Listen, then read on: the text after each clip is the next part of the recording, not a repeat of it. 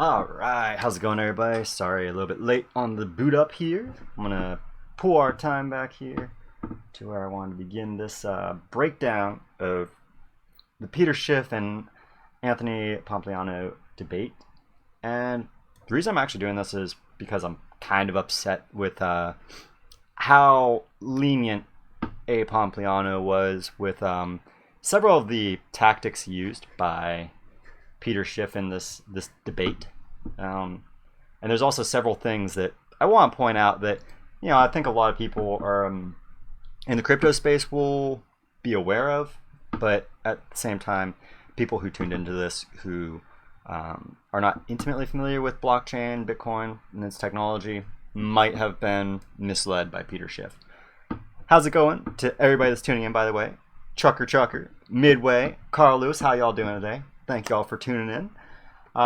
So yeah, I'm gonna go through, play this debate. I'm gonna constantly pause throughout the debate to point out the things that Peter Schiff has shared. I'm also gonna skip a fair bit of Anthony Pompliano's talking points and his debate points, just because the main focus of what I want to create here is a rebuttal to most of Peter Schiff's points. How's it going, Simon Bickerding, Kai Volg? How you guys doing today? Thank you all for tuning in. All right, so with all that explained out of the way, let's hop right into this, and let me make sure that sound before we go is good. You buy it. Ooh, way too loud. You hold it, and what you're hoping for is that the value that you placed into it, or your wealth that you placed into gold, is the same or higher in the future, right? So that's the value of a store of value asset. Now, Bitcoin, the hodlers, right, or the people who hold Bitcoin for long periods of time, they're using it as a store of value. So it has the exact same use case as gold, and what they're doing is they're taking their wealth, they're putting it into this asset. It doesn't have many of the physical properties that gold has, but it has something that gold doesn't in the cryptographic security, and they're trusting that cryptographic security is that feature is more important to them. My bad, I've got this on 2 times, or 1.5. I was like, they're talking really fast. My bad about that. All right, so this is about where we want to start anyways.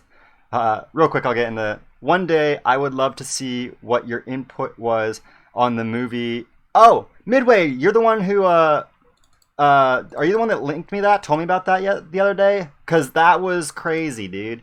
I was like, it's definitely dystopian, and it's forcefully dystopian, I feel. But I'll definitely make a point about that after the live stream for you, buddy. Just because. So, Bitcoin, for those who are just now tuning in, how's it going, Devin, Steve? So for all you guys that are tuning in, what we're doing here is we're going through the Peter Schiff, Anthony Pompliano debate, and I'm going to, the speed is fast and the volume is low. Is it really low? Because I'm seeing it as in the yellow on my screen here whenever they're talking. I thought almost he spoke so fast. Yeah. Is anybody else having problems with the with hearing him, or is it just John Smith? Because I turned it down just because it was blowing out my eardrums. I mean, yeah, I kind of have to be able to hear it too. So my volume's good. All right. I normally watch things on 2 times speed as well, middle, unless I'm like trying to really pay attention to the key points. Like in this, I had to put it down to 1.5 just so that I could process what was being said. And I did listen to this. Yeah, I know, right? When you're perpetually watching YouTube videos, I didn't even notice it was 2 times. That's how I am too. Tad bit low. All right, I'll turn it up just a little, 2 notches here. And all right, so let's jump straight into this because I don't want to waste too much time at the beginning.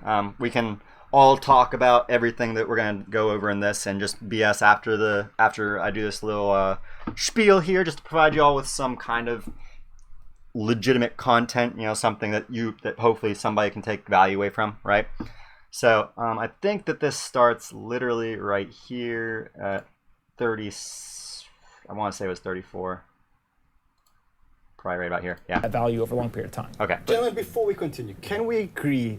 Are you saying that Bitcoin is a digital gold and a digital store of value? Yeah, so one of the things that's really important to understand is if you think of the fiat world, so forget about Bitcoin and digital assets for a second. In the fiat world, we started with gold. Gold was the commodity, right? And that was what was used as a store of value and a medium of exchange. Gold, for a bunch of reasons that Peter and others have highlighted, it's not easy to take that gold and go buy coffee at Starbucks, right? So what did we do? We created paper claims on the gold. We created dollar bills that ended up saying, I own this much gold, I'll trade you the paper rather than the bar of gold, right? On top of that, we then built the electronic financial system and eventually credit, et cetera. So if you think of gold as the layer 1 technology, right? Paper's layer 2, layer 3 all the way up.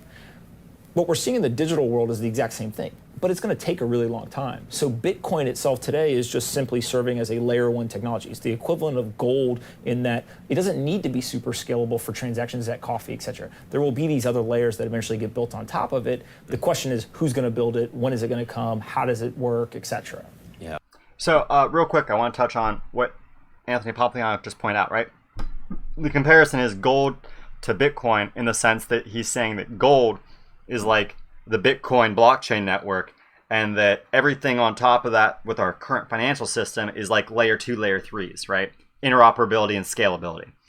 So what I want to point out, though, is what Anthony Pompliano doesn't point out, real quick before we go to Peter Schiff's point, and that's that while what Anthony Pompliano said was true back prior to 1970, whatever, when 76, whenever Nixon took us off the gold standard, right?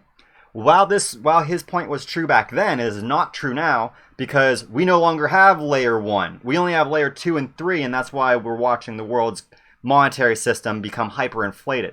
But I just want to point that out before we go into the Peter Schiff part. Johnny T, while I appreciate that you feel that I am more realistic, I do love to speculate myself, and honestly, I love the bearable bull. You know, you just have to look at some people in the space as more entertainment and don't get your panties in a bunch because somebody's not being realistic. You know, it's really hard to find anybody that's actually going to be realistic, and especially somebody that's going to be realistic 24/7. You know, so. Well, I do appreciate your compliment. Please reconsider how you approach Bearable Bull's content, you know? He's a good dude. He's a legitimately good dude. But anyways, let's jump straight into this. Well, first of all, when gold was money, and gold was money before we had fiat, when people wanted to buy something small, like a cup of coffee, they didn't pay for it with gold. They would use another metal that was money. They might use copper. Right? Pennies were made out of copper or nickel. And so you could use other forms of money because other commodities can serve as money in addition to gold. In fact, in the United States, legally, we have a bimetallic system where both gold and silver were money, right? Copper and nickel were used as medium of exchange. They weren't legal tender, but people still bought things with pennies and with nickels. But yes, for some transactions, banks would store your gold, and then they would issue a currency backed by that gold, and then people would start exchanging the paper instead of the actual gold. The gold ownership would stay at a blacksmith or a bank, but what gave gold its value, or even copper or nickel or silver, is the things that you can do with those metals apart from use them as a medium of exchange or store of value. And the value that you are storing is all of the things that you can do with it. But now, I'm going to stop Peter Schiff right here, because he is now about to conflate his argument. He starts off talking about when we were on the bimetal system, or whatever the term is he used to talk about the fact that we were on a system that used both gold and silver as our store of value.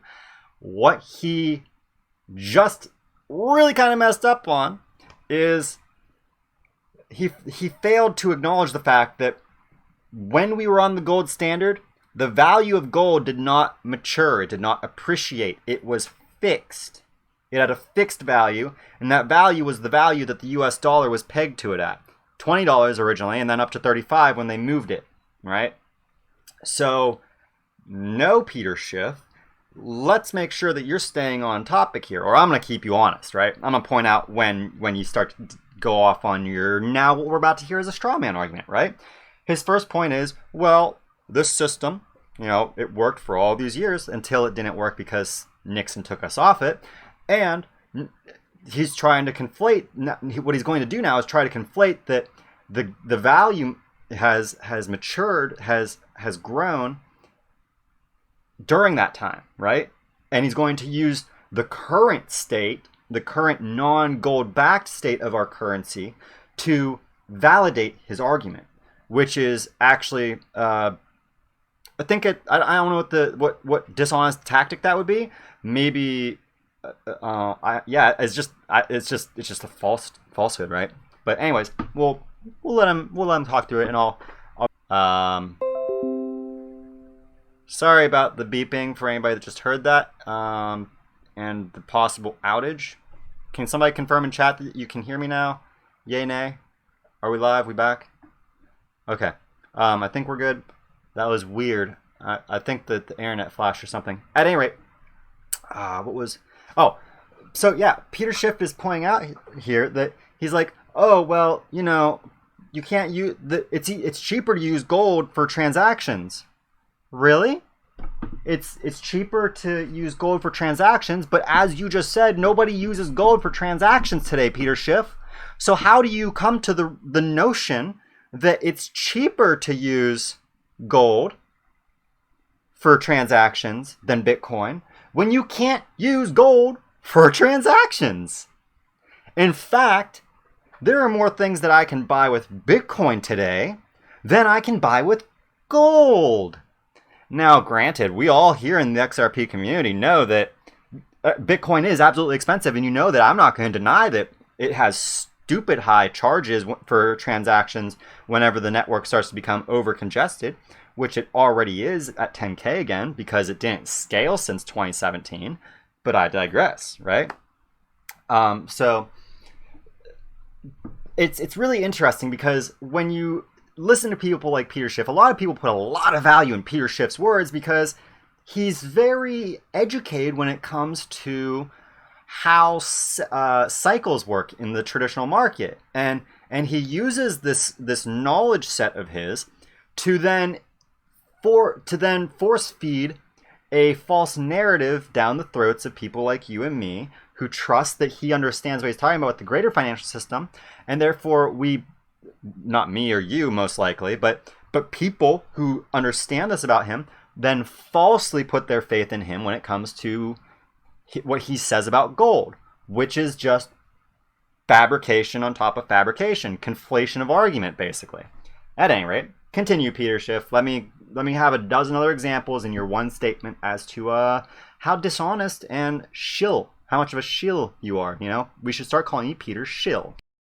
But using the technology, people in Bitcoin want to keep saying, Peter, you don't look at technology. Well, with the technology that exists today, it's very easy to have your gold stored and then electronically transfer ownership of whatever quantity you want between two people. And so people can use gold as a medium of exchange, and they will use it again once confidence is really lost in the fiat system and you start to see a more rapid decline in the purchasing power of the dollar or the euro or the yen.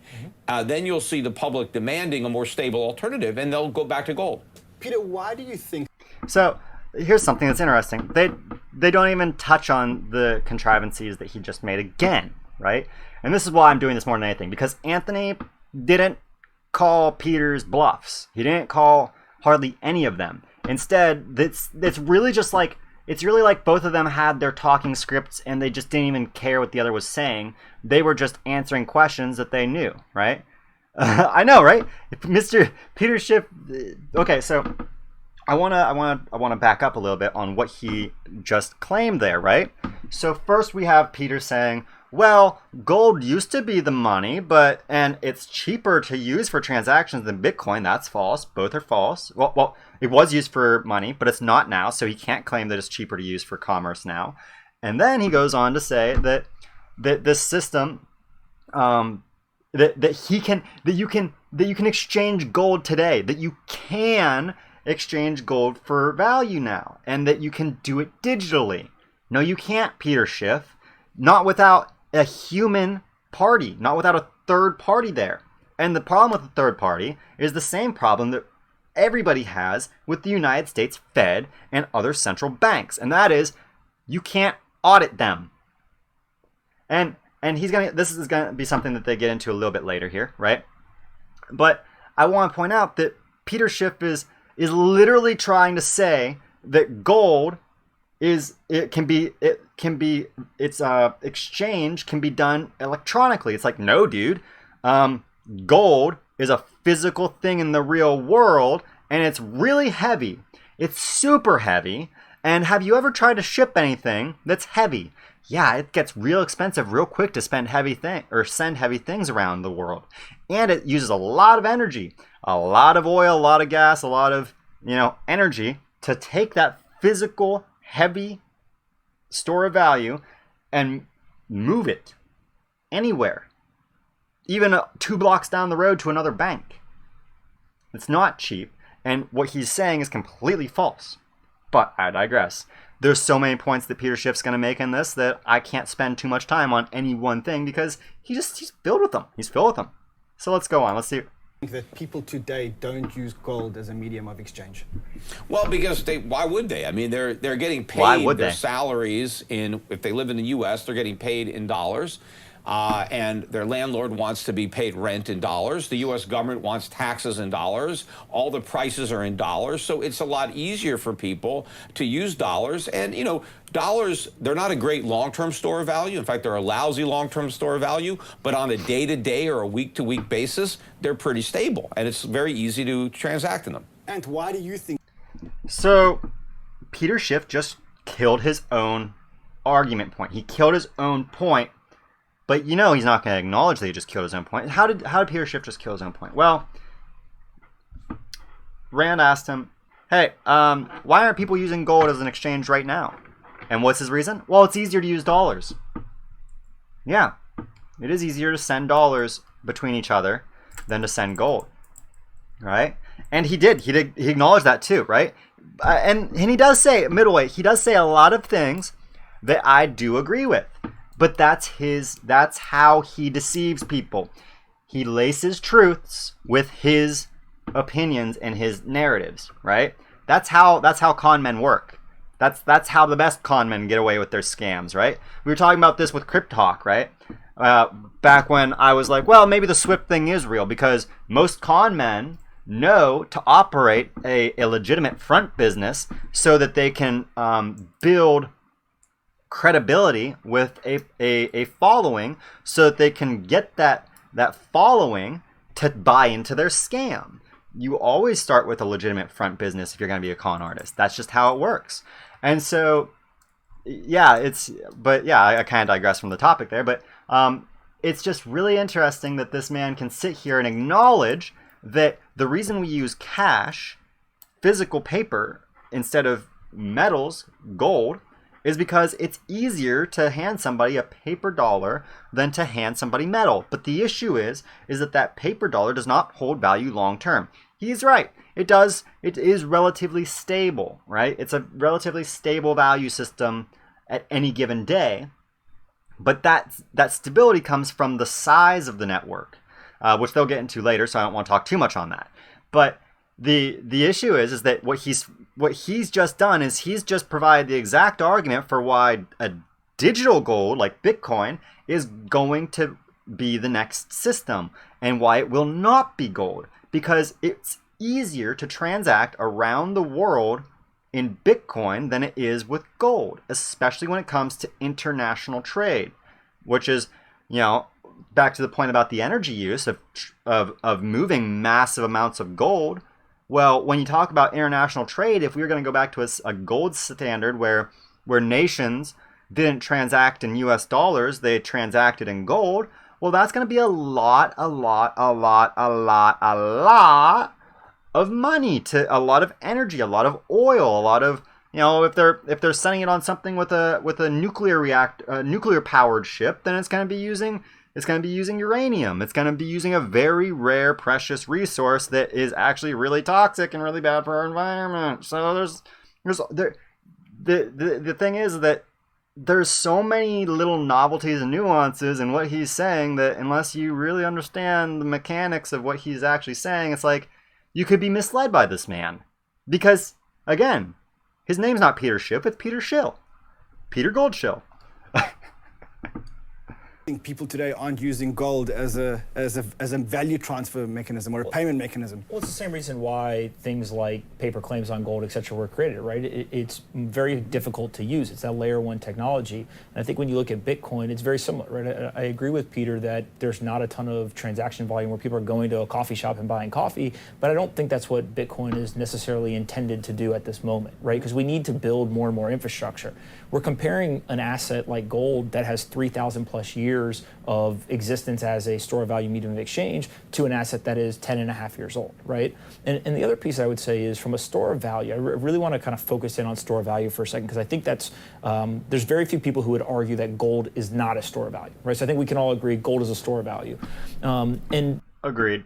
the way that you measure that store of value, right, whether it's going up or down in the ability to store value, is the US dollar price, right? So we say I could take X percentage of gold and I can go ahead and I can turn it into dollars. Here's how much dollars I would get for that gold. Bitcoin has the same thing, right? There's one Bitcoin. What is the US dollar exchange price, right? That's how we measure store value for both assets. And gold has actually, since 1971, right, when we broke from the gold standard, done very well. It's 40x, right? There's not a lot of other assets that have done that well over that period of time. Now, Bitcoin has done that. 1 second, everyone. Sorry for this interruption. My Brave browser just kicked me off the chat, so I need to pause and bring it up in Chrome. Apparently, this is obnoxious. I don't know what's going on with Brave, but I'm getting really tired of Brave kicking me off of my YouTube account, especially while I'm streaming. This is getting obnoxious. They need to fix that. So I'll go live. Hopefully I should just be able to click on this real quick. Live dashboard. All right. And we got the chat back. Okay. There we go. Now I can see chat again. All right. In the last 2 years, right? 2.5 years. And so when you look at that, what ends up occurring is you're seeing the same symptoms or the same kind of mechanisms of gold and where value accrued and how it grew and why it grew and how it permeated society. You're seeing it in another store of value asset. The difference is gold doesn't get the benefit of the internet, right? The internet gives something much more scalability, can go viral. And I think that the other key piece is money is just a belief system, right? So a medium of exchange is simply valuable because both parties agree, right? So And what Anthony is saying right now, and the reason I'm playing through and not just skipping, is because what he's saying right now is extremely important for people to keep in mind. And that's, you know, I mean, again, most people in the crypto and the XRP community, we already know this, but this is also more so for people that tuned into this. You know, the reason I've got Peter Schiff in the title is so that Peter Schiff followers are going to potentially see this video in their searches, come in, click, and be like, oh, wow. You know, I'm probably not doing a very good job of keeping their attention because I'm calling him Peter Schill and intentionally mocking him, right? But at the end of the day, he is being very dishonest, and I have no qualms for calling out somebody for their dishonesty, right? It's just how I am. I'm very rude that way, right? Very rude to individuals who would be so rude as to lie to me, especially on national TV. Anyways. So I think when Peter said... Not real money. You're talking about fiat money. You're talking about a paper currency that government... Now here's the problem. Peter Schiff just conflated again, right? He just conflated the whole point of Anthony Pompliano and is trying to say, no, you're not talking about real money. You're talking about fiat money. Peter Schiff, fiat is real money as of today because it's the only money that people use globally. Fiat. Your gold is not being used. You cannot take your physical gold into any store and use it to buy anything. You already I'll wait for him to point out before I make another point, but no, you just conflated another argument. False. Governments create out of thin air. There, the value is derived from faith and confidence, but it also has the backing of the government that issued it and the fact that each government demands that its citizens pay taxes in that currency that it creates.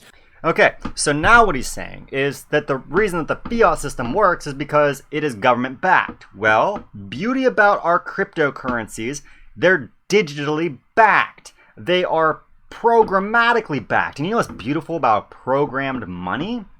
Is it doesn't matter what your centralized government says.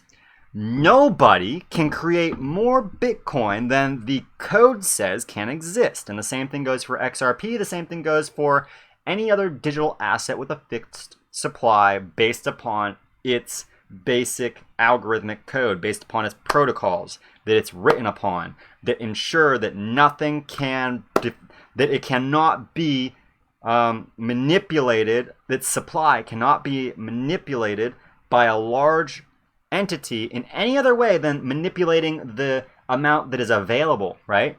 And when you are only able to manipulate a supply to create a higher degree of scarcity, that's how you know that it's a store of value, because the only thing these people can do is make it more valuable than it is.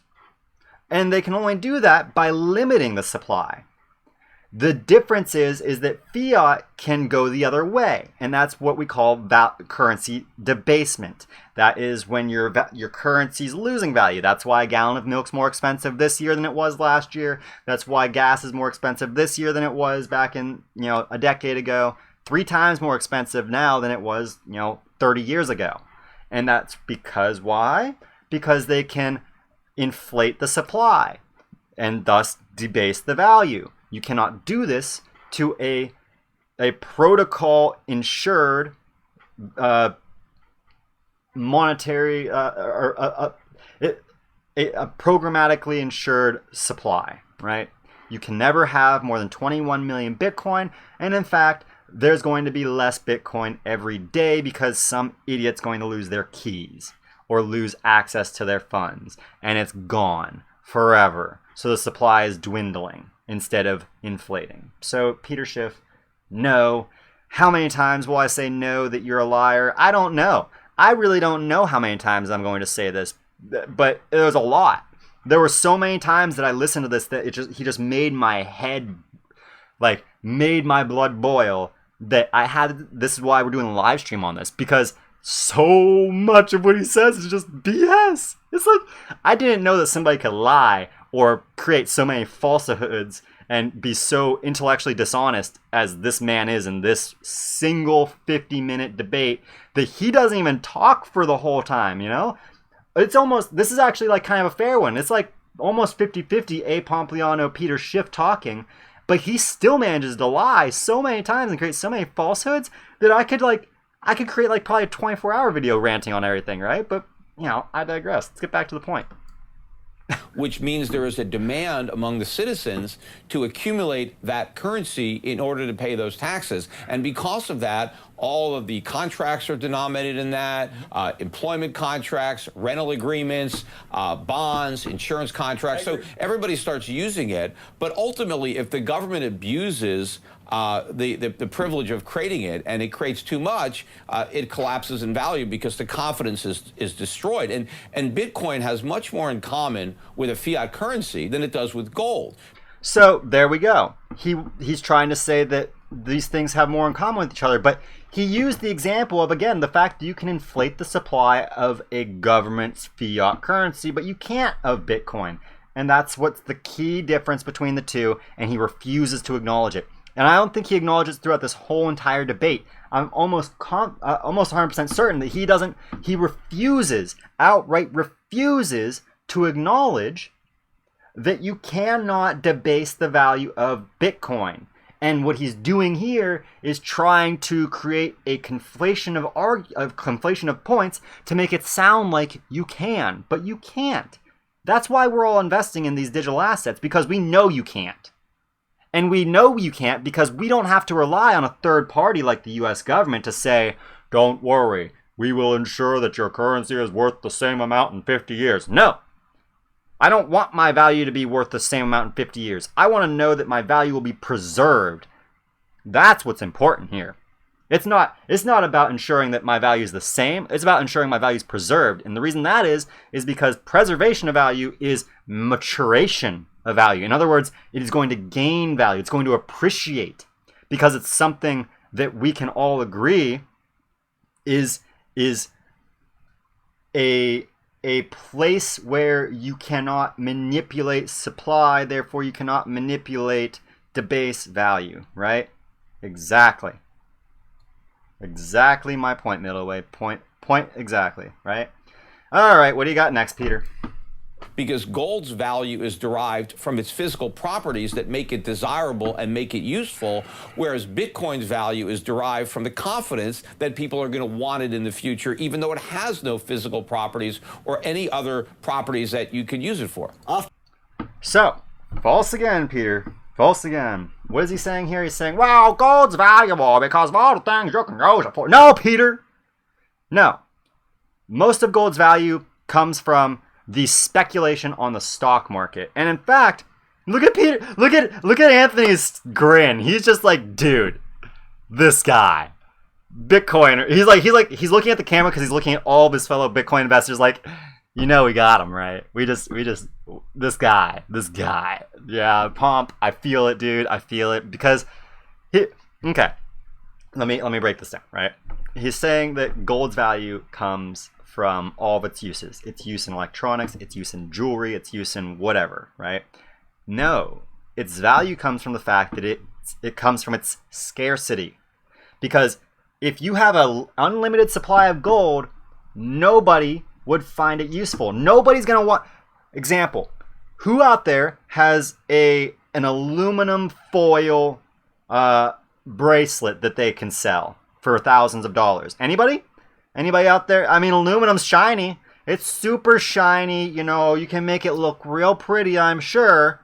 But you're not going to pay $1,000 for an aluminum foil bracelet.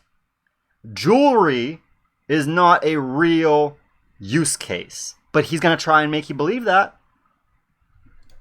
After the commercial break, Let's we'll listen. talk about the properties of gold and the properties of Bitcoin. So stay tuned. And we're back with the golden debate. So far less heated than I expected, but we're only a few minutes in. Just before the break, Peter Schiff highlighted the properties that Bitcoin has and the properties that gold has. And you were going to respond. Let's talk about the properties of gold versus the properties of Bitcoin. Yeah, I want to make sure we understand a medium of exchange, right? Gold has certain physical properties, right? And I don't think anyone debates whether they have those properties or not. The question is, are they valuable, right? And that's what actually, when I say that money is a belief system, whether Peter wants to pay me in gold, in rocks, in dollars, or in something else, the only way that that is actually going to consummate a transaction is if both he and I believe that that asset has value, right? I want the asset, he wants to give me the assets. We both have to buy into the belief that that is valuable. But if Peter has gold and I don't want gold, or I don't think gold is valuable, it doesn't matter what the US dollar price is. I'm not going to accept it, so therefore it is worthless in this transaction. By the way, the same thing is true of Bitcoin, right? If one side of the transaction doesn't want Bitcoin, then the Bitcoin in that transaction is worthless, right? You can't use it. That doesn't matter if you don't want. And so Anthony Pompeo making another great point, right? And that's that these things are, again, just like I said, their value is derived based upon our belief as humans that they have value. And Anthony didn't point out, I don't know why he didn't point out, and they don't ever talk about this. I don't think I've heard scarcity mentioned once in this entire discussion, not once, and it bothers me. I don't understand why he doesn't use that. I mean, if I were debating Peter Schiff, I'd just sit there the entire debate and say, scarcity, Peter, scarcity, scarcity, scarcity, Peter. Are you forgetting about scarcity? Scarcity? Scarcity. Do you know what scarcity is, Peter? Supply. Limited supply. Limited supply. Hey, Peter, why is it that we don't use nickels and why is it that copper and tin are not stores of value? Why? Why is it that we can use those as currencies but not stores of value, Peter? Why? Why? No, Peter, why? Explain. Explain. He will never explain it. He will talk around that point forever. I promise you. I'd make him look like a friggin' idiot on stage. Because I'd sit there and I'd make him expose himself. That's why he would never debate me. Me. Somebody that doesn't have any kind of background in economics, because he knows that somebody like me wouldn't play his game. And that's why they wouldn't have somebody like me on live TV either, right? You have to have me on YouTube here. Wanted. I mean, even the GIs after World War II were using cigarettes as money. Yep. Even if you didn't smoke, you still knew that other people did. And so if you didn't want to smoke the cigarettes, you knew that there was a market of smokers and you would still accept cigarettes but you believed it in had exchange. value. But it was not about belief. You know that people smoked them, right? So gold has value. There's an entire jewelry industry. So now, I'm gonna pause right there because Anthony tried to say, well, yeah, the cigarette thing, right? In Vietnam, they exchanged cigarettes as a currency, right? And so the idea is that what he's trying to say is that, at one point, even cigarettes were a currency. And Anthony was like, yeah, because they had a belief in that as a currency. And he said, well, no. It wasn't a belief. You knew that people would take your cigarettes as in exchange for whatever you want. That is a belief. You do not know that anybody is going to accept your cigarettes. You assume, aka you believe, based upon the fact that you are aware that there is this barter system. You are aware that there is this system where cigarettes are the underpinning barter exchange thing, right? Your medium of exchange. What he fails to acknowledge here is, again, that value is only there when we believe value is there. Now, what he's trying to say, I'm gonna let him finish his point, and then I'm gonna shoot him in the foot again. That is built around gold. People want gold in jewelry, but they use it in dentistry. They use it in consumer electronics. Cell phones have gold in them. So we know that there is industrial, there is jewelry, and there is monetary demand. Central banks are big owners of gold. They are buyers of gold. So it's there as a reserve asset. So it's not a question of whether or not you think gold has value. It objectively has value because of all the things it is being used for today and all the things it's been used for thousands of years. So, Peter, what is gold used for other than a store of value today? What percent? I just told you, half the gold is used in jewelry. Look. And again, what did I point out as to why it's used in jewelry? It has nothing to do with the fact that it's really good for making jewelry. No, you can make jewelry out of any metal, and it can look pretty, gorgeous even. But it's not going to have value if there's no scarcity involved in whatever resource you're making your jewelry out of. This is why think of diamonds. Diamonds are the greatest example and greatest argument against Peter Schiff. Why are diamonds so valuable? It's not because there's a limited number of diamonds in the world. There's a lot, actually. The reason that they're so valuable is because there's a monopoly on the control of the major regions where diamonds are. And therefore, they're able to create an artificial, granted it is artificial, but they're able to create a scarcity in the diamond market. And that scarcity is what drives the value of diamonds up. Even since we're able to create, cubic zirconium, it's a fake diamond. Well, that fake diamond supply is limited. It's artificially limited, but it's still limited, and therefore it maintains a portion of the value of a diamond. Peter, Anthony, please talk about scarcity. I'm making this video all about scarcity because you guys refuse to acknowledge it. Why can't I take my gold bar to the bank and sell it to them? Right, Ronald? He's trying. Oh, I can't wait till you listen to Peter, what he says a little bit later. I'm going to pause just for you, Ronald, when Peter makes a statement here. It's coming up, I think, in the next minute or so. And it's the funniest thing ever. Funniest thing ever. Because he's on this jewelry binge right now, right? He's trying to be like, oh, well, it's not just for store value. You can use it for jewelry and fillings in your teeth. Yeah. I'm just going to point it out. I never want a gold filling. I don't know about anybody out there, but I would never get a gold filling. I would much rather, a filling that looks like it's actually my tooth, right? Like the same color and everything as my tooth. I don't want gold in my mouth. That's so 19th century. Who wants somebody to know that they couldn't take good enough care of their teeth that they have to put gold in their mouth, right? No, that's stupid. I'm wearing a watch. There's gold in this watch, right? It's a great watch. Yeah, I mean, so people need gold to do that. And, you talk about how it's so... No, you don't need gold to do that, Peter Schiff. As I just said, you can make a watch out of aluminum foil. But nobody's going to pay you as much for your aluminum foil watch. Why? Oops. Clunky and cumbersome. I happen to have 50 grams of gold that I had in my wallet. This is the size of a credit card. In fact, it's a debit card, but it's made of gold. It doesn't weigh very much. Here, it's $1,500 at present melt value. This is a very subtle play, and look at their eye contact right now between Anthony Pompliano and Ron. Why am I pausing right here? Can anybody say in chat before I go on a tangent why it is that this subtle interaction just occurred as Peter Schiff showed him his card that has that's worth $1,500? Why is it that this is such an important moment right here? And why is it that Anthony is grinning ear to ear while they look at each other while Peter's sitting here talking? Anybody? We know. I think that anybody that has cryptocurrencies knows. It's the same reason that I could show you my ledger right here, right? Here, guys. Imagine that I pulled out my ledger in this debate, right? And I handed it to Ran. Do you think Ran would fake putting my ledger in his pocket? Why would no? That card is worth that. It is actually a solid gold card, is what he's pointing out, because Peter Schiff likes to walk around with physical gold in his pocket. He actually likes that as an excuse. He likes to be like, pretend that, oh no, see, I have this card that's not just a card, but it's also gold and it's worth this. No, but the reason why this interaction is so important is because I could say the same thing. I could have $1,500 on my ledger, right? $1,500 on my ledger, and I could have handed it to Rand and said, yeah, see, I got this ledger right here. It's worth $1,500.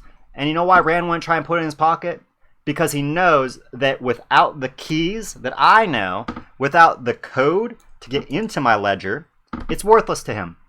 It's worth less than the metal that it's made out of. The metal that, this part's made of, and the little tiny bit of gold that's in here, right? Worthless to him, because he does not have my knowledge of how to access the funds on here. That card, though, Rand could go charge that card right now if he wanted. And that's the point, Peter. It's not only that this is a better medium of exchange because it can be done I can use this for virtually free to make any exchange I want, but it's also the fact that I have maximum security. The only way somebody gets my money is if they torture me until I give them my keys. Only way. You can't steal my ledger and say, hey, I'm gonna go charge your ledger until it's empty. Nope, not a thing. And I love this engagement, and it's so subtle that you really have to know what's going on with this new ecosystem to understand why this little subtle moment's so important, right?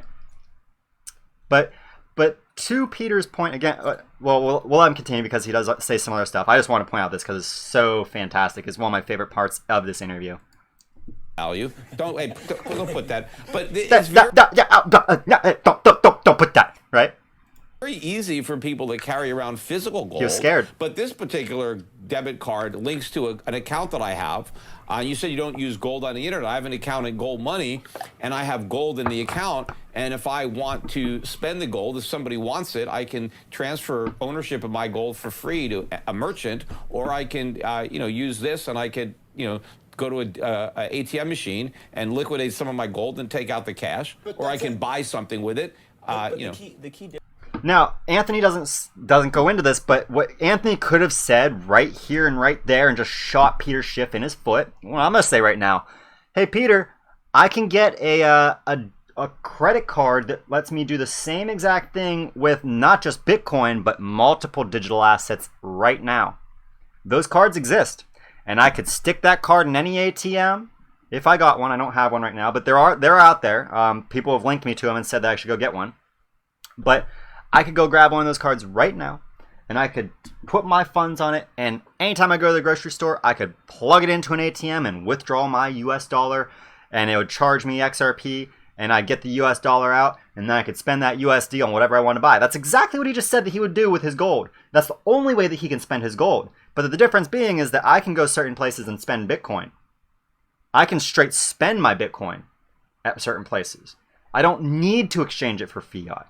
You cannot do that with gold today. No one will accept your gold.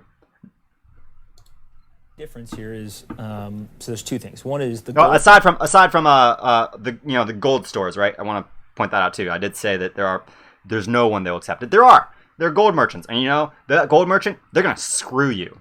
They're going to pay you the least they possibly can, and it's absolutely not going to be the value of the gold that you are getting, that you are selling them, because they want to make a profit off of flipping your jewelry or whatever it is that contains the gold that you are trying to sell to sellgold or whatever.com or whatever the heck they are, you know.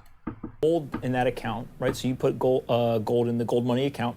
You have this card. When you want to transfer it to, say, Ron, right? The only way he can receive that gold is he gets an account at Gold Money. If he directly wants the gold, absolutely. He has to go online, open up a Gold Money account, and if we both have accounts, we can transfer ownership from one another. Gold Money takes the gold from your account, right? It debits it, and it credits it to Ron's account. It doesn't actually move the gold. The gold stays in a vault. It's a Brink's vault, whether it's in Switzerland or Dubai or Hong Kong, and the ownership transfers from me to the counterparty. How do you know in that system that Gold Money is actually doing what you tell them to do? Well, I mean, they're saying that they're doing it. Word of mouth, man. Peter, you got a lot of faith in other human beings, to be honest with you, that their words are going to be honest. I mean, we can't even trust your words, dude. How are you? What? Peter, you know you're on air right now lying to America, and you're trying to say that you, a blatant liar on public television, on national television, that you think that you can trust these people. As a liar yourself. As a con man yourself, because you're really being a con man right now. Let's be clear, that's what you're being. You're being a shill, a gold shill, a con man for your industry, right? I'm not even a proponent or pro Bitcoin here, right? Everybody knows that I got 5% and it's only a hedge in case XRP doesn't succeed. But even and so I'm not even a BTC shill. I don't like BTC. I think it's garbage compared to the new tech. And that's actually something they get into a little bit later. It's going to be fun when they discuss that. But this is, I feel like I've ranted on everything that he's, at least once that he says throughout this. But yeah, it's insane. What we got here though? The government, eSpirit, the government and the central banks are not your friend. 99% in the crypto market will lose money and will not become a millionaire like they think, like a fool. Yeah, I mean, the reality is that most people don't have the patience or the gumption, or whatever the term would be, the fortitude of character to hold as long as they will need to. But that's all markets. You know, most people don't ever win in any market they ever get into because they don't have the fortitude to hold they don't have the fortitude to buy when prices are going down, and they don't have the fortitude to hold when prices go up. That's just most people, because most people are hedonists. Most people think short term. Most people would rather take one piece of candy right now than to wait 5 minutes and have 10 pieces of candy. That's just human nature. They're a company. They have competitive forces. They're storing with Brinks, which is a third party. Brinks has been custodying gold for 150 years, hasn't lost any. They have reinsurance through Lloyd's of London. So you have a lot of free market safeguards that say the company is doing what they're saying they're doing. If they're not doing it, they're liable. There's fraud there. But they have auditors. They have all sorts of safeguards. Can you go in and audit or verify that the gold's there, that they actually are moving it to other accounts? Like how do you? Well, I mean, if I physically wanted to do it myself, I'm sure that I could. Really? Peter, I want you to go audit your gold distributor right now. If you could. And I don't want it to be, no, because I know Peter Schiff actually has his own gold trust. I don't want you to audit, I don't want you to just go into audit yours. I want you to go into audit Brinks. Try it. Try it. While you're at it, why don't you go and audit the Federal Reserve? Try it, Peter. And so that we can all just laugh at your feeble attempt to actually validate this so easily refutable point, right? The Fed hasn't been audited since we went on the gold standard. Why? Why? Why don't we audit this thing, right? Who cares? I don't care about Bitcoin, eSpirit millionaire. You're missing the point. We're not here talking about Bitcoin. We're here talking about digital assets, the blockchain, and how it ensures value. We don't care about Bitcoin here. We're all in the XRP community, so you're missing the point, buddy. But yeah, well, I mean, I don't think you're missing the point. But you know, the point is that it doesn't even matter, right? It doesn't even matter if we know who Satoshi is, because the brilliance of Bitcoin is it doesn't matter who the creator was. What matters is that the network is insured by its hash rate, right? So we don't even need to know who this guy is with 5% of the supply, right? Because we know that he can't just create more Bitcoin out of thin air, because he doesn't have the power to. The creator of this system doesn't have the power to undermine its value. Yet the creator of the Federal Reserve has the ability to undermine the value of the fiat system, and they do it every day. They do it every single day when we print millions and billions of dollars to give to banks so that they can keep the global markets liquid with their ever-inflating supply, which is ever debasing the value of yours and my hard-earned money, because we do not get to see an increase in our pay as they continue to print out more dollars. No. We have to spend 2 decades arguing, bickering left versus right. We should increase minimum wage. We don't need a minimum wage. What the is wrong with people? Stop it. Stop being puppets. Stop it! No, they won't stop it. People are going to be puppets till the day they die, and that's why we're going to get rich off of XRP and cryptocurrencies, because the masses are going to be sitting there bickering about the talking heads, talking points that they've been trained to bicker about all day, every day. And that's exactly what Peter Schiff's doing. He's creating talking points that are going to start debates about between people who don't even know what they're talking about. But I can accept the opinion of third-party auditors that have a reputation in the market that they need to maintain. But again, look, you know, Gold Money is not the only company that can do this. I mean, people in the crypto community keep saying you can't trust third parties. Of course you trust third parties. That's what capitalism is all about. Those third parties are competing with each other for...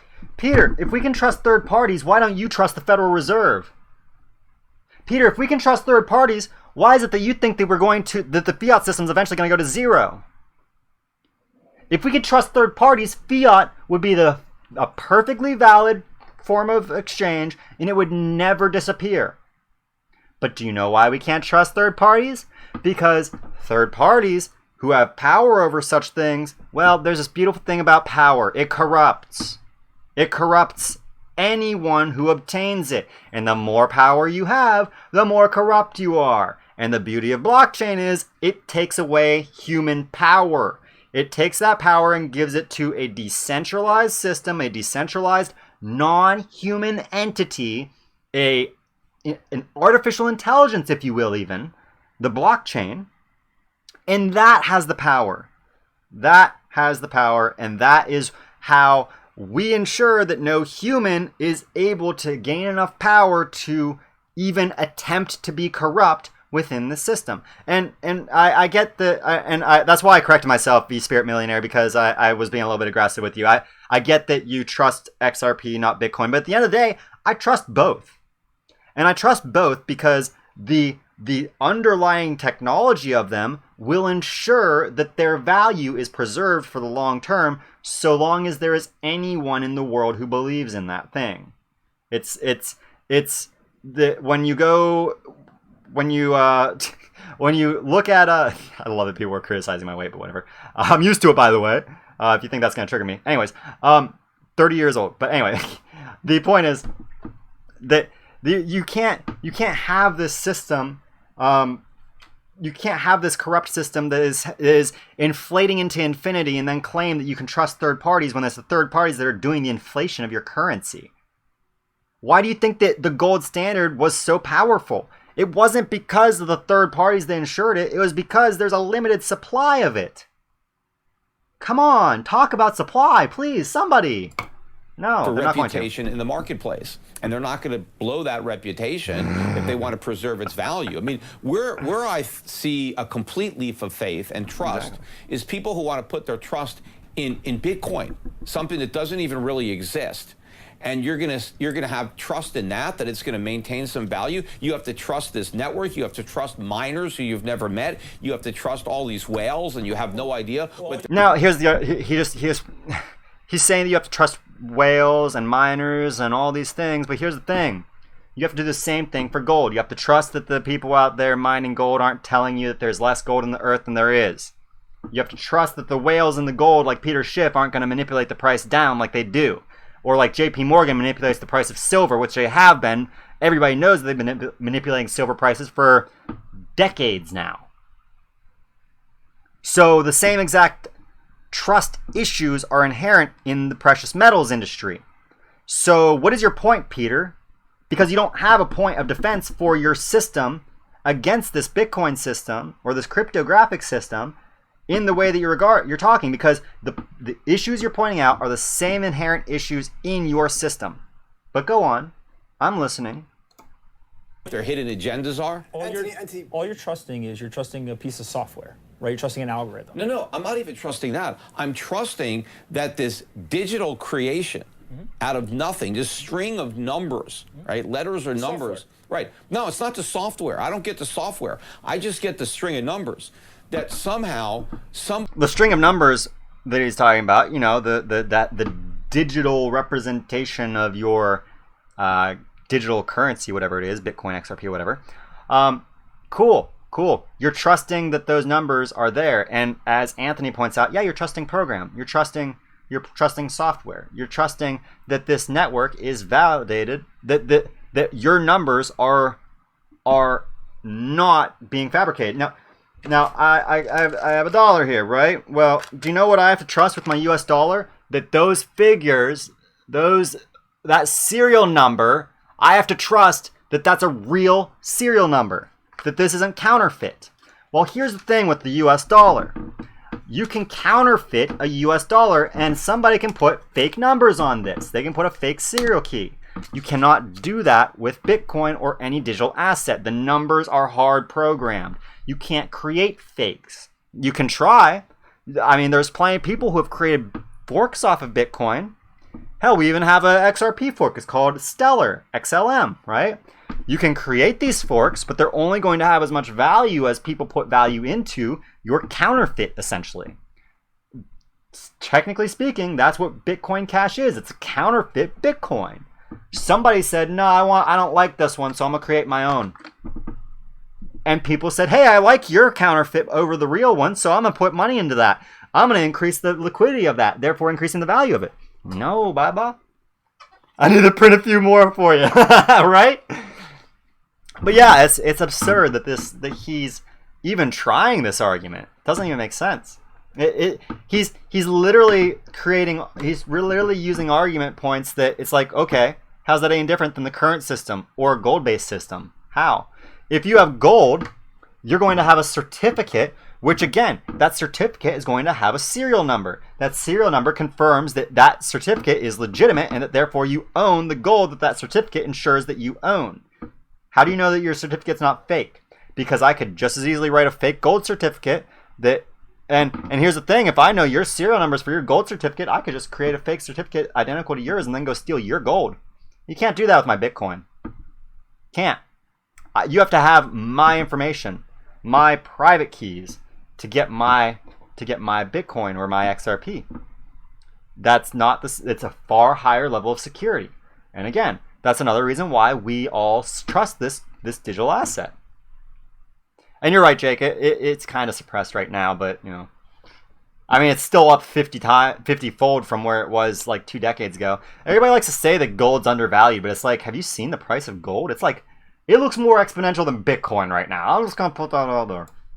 Somebody in the future is actually going to want that and be willing to pay me money for that. I mean, that's what you're trusting. Let's talk about trust for a second. Peter, you're talking about trust, and you're talking about trust of third-party service providers. And we know from history that whereas this is a capitalistic society, and that there have been some breaches of trust by even the most reputable service providers.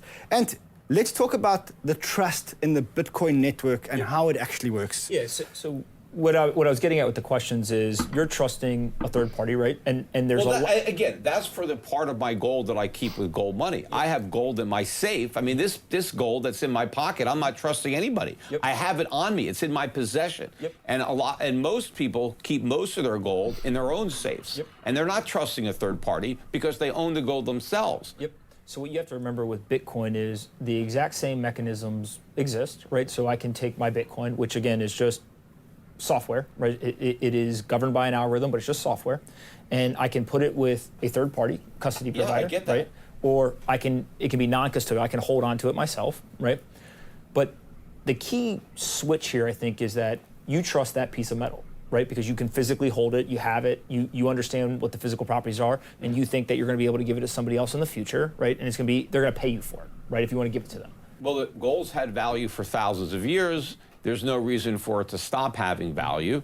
But what you're doing is you're trusting that something that's only had market value for a decade, and it doesn't have value outside that market, right? And you're just having confidence that people are going to want it. And But here's the thing, what he just said again, right? He's saying, well, your Bitcoin doesn't have value outside of its Bitcoin market. Well, neither did the cigarettes example from the beginning. Neither does your gold. There's no value for gold outside of the gold market, and the gold market's very limited. There are very few people who will accept gold, who will exchange gold for value or goods.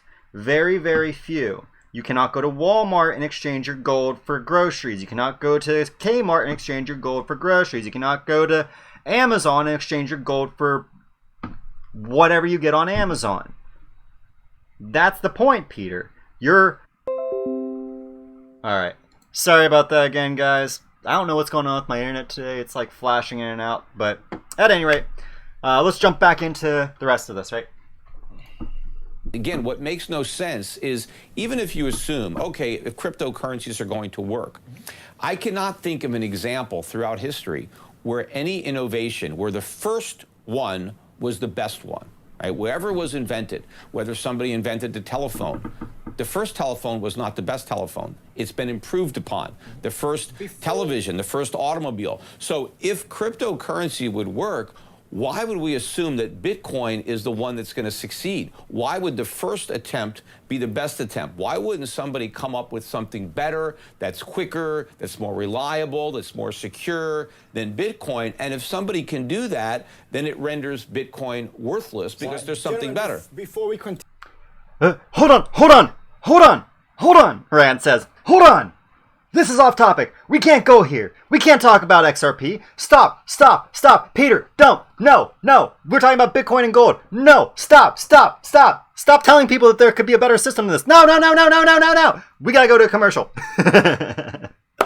I love it. This is, Midway, you're right. This is the best part, right? Ronald, this is the best part, right? Absolutely. Because he's pointing out exactly what we all know, right?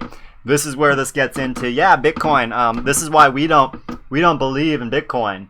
I mean, I hold Bitcoin, but that's just because it's a hedge against the real future money, XRP. And that's because XRP is everything Peter Schiff just said.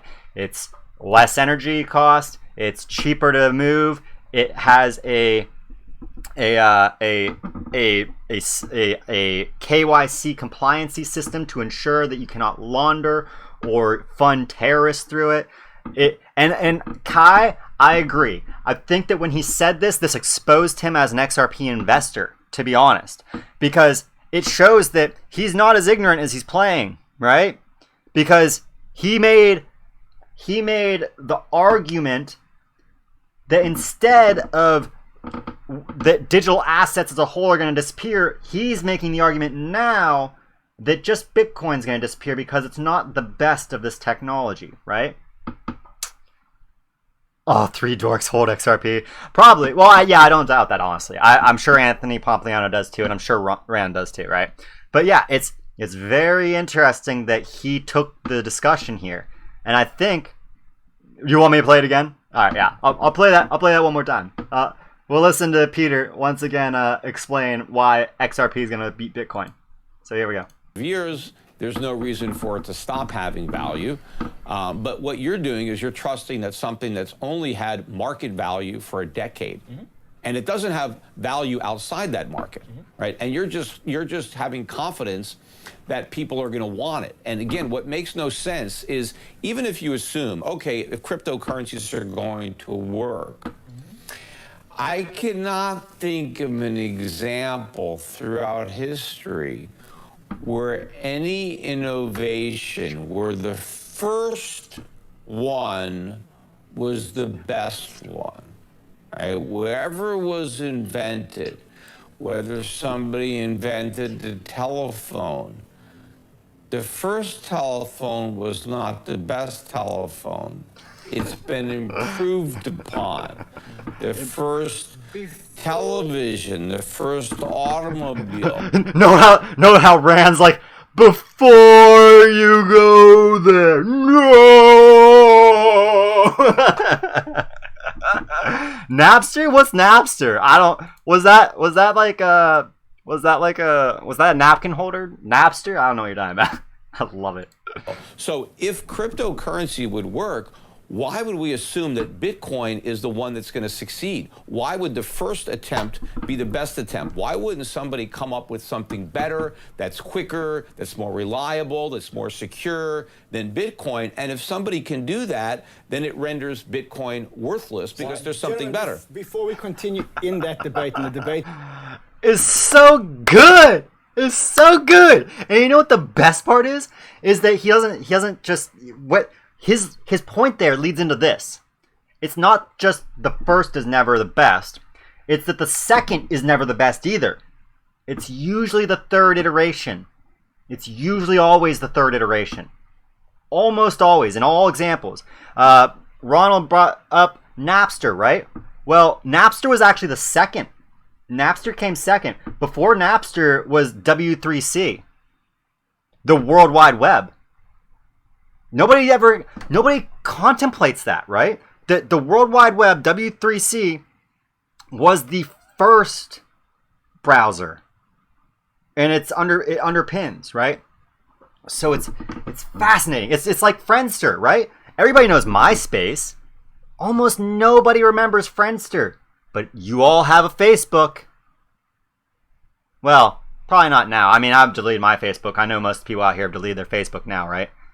But stop it! You're tearing me apart, Lisa. I love it, dude. Is that? Oh, yeah, never mind. I thought your picture was of Mark. You know, you got that hair. Oh, so good, so good. There is whether the first is the best and the one that's going to survive. Let's put the trust issues to bed, because I don't think we've fully put the trust issues away. You're saying that you trust third-party providers holding gold, or you trust the gold that's in your safe at home, which can be stolen, which can't be stored in very big amounts. You're saying you trust the computer algorithm. I want to get to some kind of finality where the two of you agree as to whether... Gold is not about trust. I don't have to trust when I own gold, right? You have to trust when you own fiat currency. You have to trust when you own Bitcoin. But the value of gold is based on the underlying uses, the utility of the metal itself, right? So you don't have to trust that. Which is jewelry? That's a big part of it. And don't downplay how important jewelry is, right? I mean, I have a wife, so yes, I'm and not you downplaying. I mean, and But I'm going to downplay it, Peter, because jewelry is not what makes gold valuable. Gold is valuable, therefore it is used in jewelry. Because why? We, as humans, love the idea of expressing our power in ways possible, right?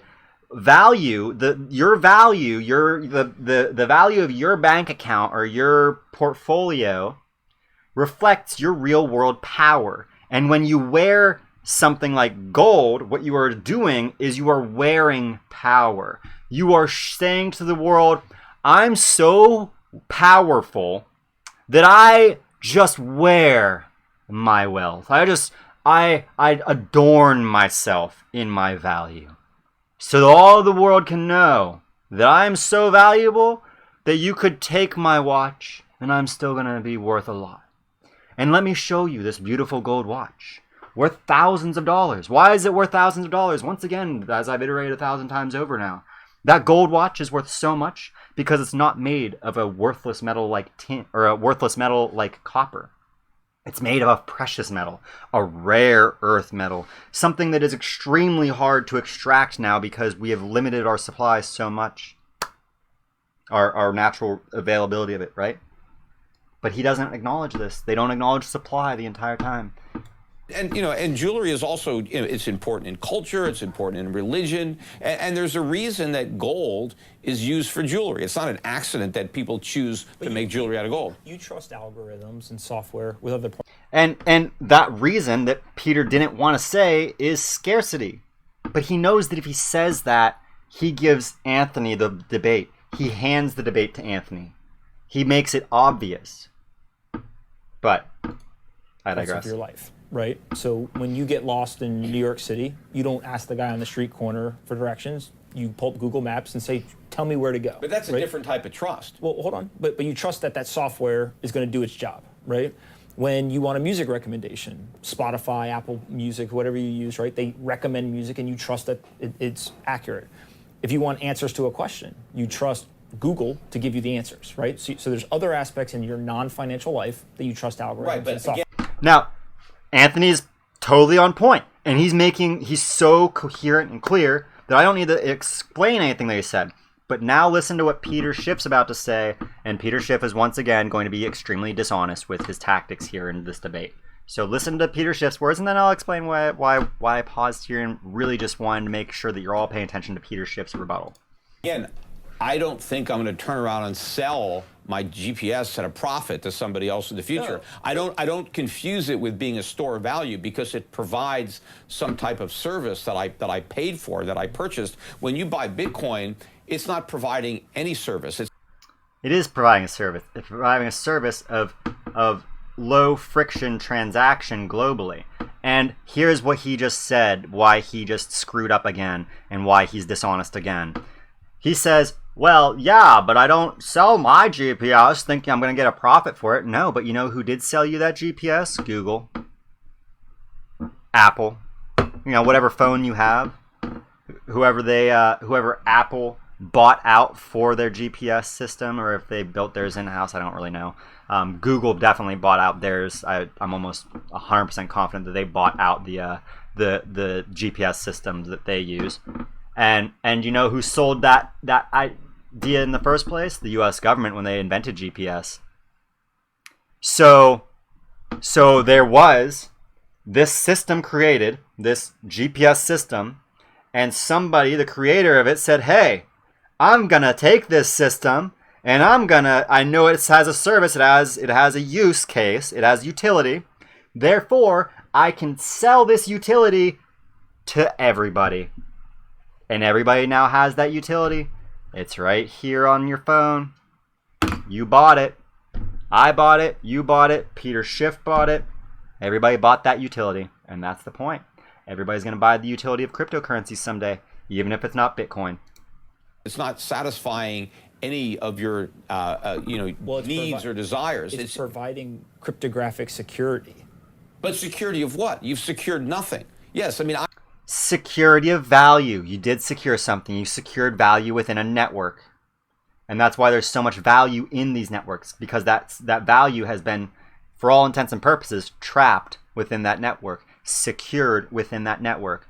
You have secured trust. I can even concede potentially that Bitcoin, you can't, if I own a Bitcoin, no one's going to steal it. But if I have nothing, then what difference does it make whether someone steals it or not? It only has this value to the extent that somebody else believes they're going to get rich by buying. No, it's not about getting rich, Peter. It's about preservation. We are investing in... I hold cryptocurrencies right now, not because I expect to get rich off them, but because I know that my XRP at the end of any 1 year will preserve more of my hard-earned value than the US dollar. Sorry about the dogs and the bell going off in the background, or the doorbell going off in the background. But so the idea is that it's not about getting rich, Peter.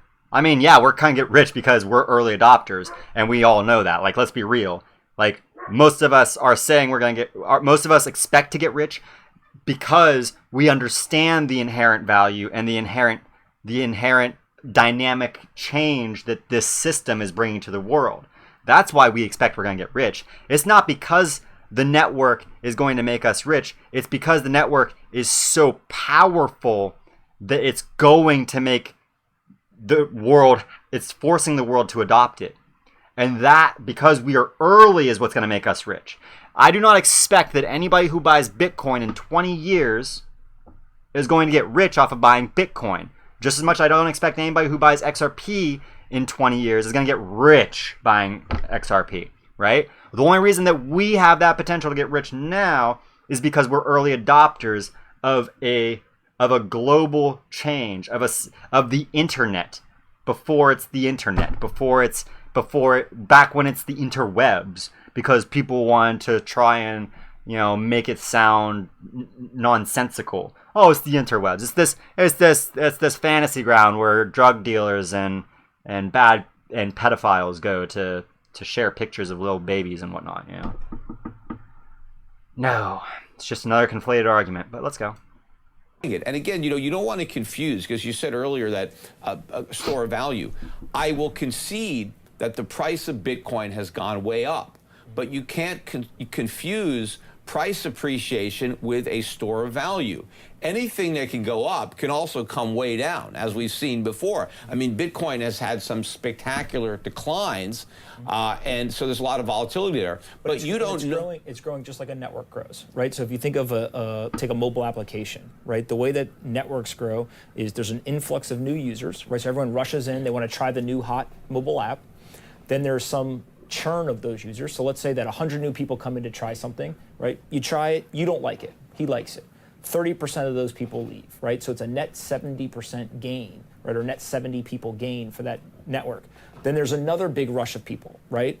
When those new people come in, some of them churn out, but there's another net gain. And so the low continues to be higher because you're getting higher and higher retention. What happens when you get the final rush? What happens when you've reached your max and now more people are losing interest in Bitcoin than trying to adopt it, right? You've maxed out the appeal of the network. Now, before Anthony Pompliano goes on, I want to say that if XRP or Bitcoin or any digital asset achieves what Peter Schiff is saying, where we reach, even 80% of the world or 70% of the world or the majority, 51% of the world accepts this thing, and then it starts to, that's its last big wave at 51. That's where it has last exponential. At that point, any cryptocurrency that reaches such a point will become stable. Its price will not be volatile as it is now. And that's because you are not going to see, there's not going to be the ability for any one whale or any group of whales even to collapse the price. And if they do, those whales, they're only hurting themselves in the long term. Unless they're buying back in after they crash the price, right? At which point they're going to stabilize and they're going to be forced to hold the price. Those whales are going to be forced to hold the price at the range, above the range that they bought back in, because they tried to forcefully manipulate the price down so that they could get more XRP or Bitcoin or whatever it is, right? So what he's failing to acknowledge is what's called an S-curve, right? And the S-curve occurs after you have your mass adoption. And it's where you see it's called an S-curve because it's kind of shaped like an S. It goes, you have your exponential run up that everybody knows, but during the S-curve, instead of the crash phase, what you have is you do have a dip, but it goes flat. For all intents and purposes, the price goes flat then. And that's when you have stability in the network. And that's when you have a system that becomes more stable price-wise than the US dollar. And unlike the dollar, that system isn't deflationary. It preserves value long-term. So not only does your system now have a stable price, but it's a stable, maturing price. It's gaining value throughout history as opposed to losing value throughout history, much like gold. That's why we want one of these systems. We need a fixed supply system, right?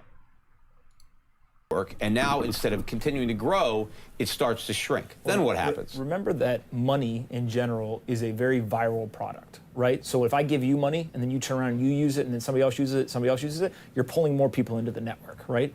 And network effects, right? We know from technology companies, network effects are really, really hard to unbundle, right? So if all of us are all using something, right? Take Google, for example. There's so many people putting content up trying to get it listed on Google. There's so many people who are going and searching all the time, right? So that traffic and the content providers, there's a network there. To get you to switch from whether it's an Uber as a network effect business, Google from a information network effect business, et cetera, to get you to switch is really, really hard to do, right? Because once the network starts to grow, there's lock-in. And so when you get that with money, right, what you're getting is you're getting millions of people, right? Here's people aren't using Bitcoin as money. They're buying it and they're hoping it goes up. Holding is a use case, right? Not really. With gold, people are holding, hoping that the price goes up so they can sell, so they can actually buy something. But isn't that what you're doing with gold when you hold it?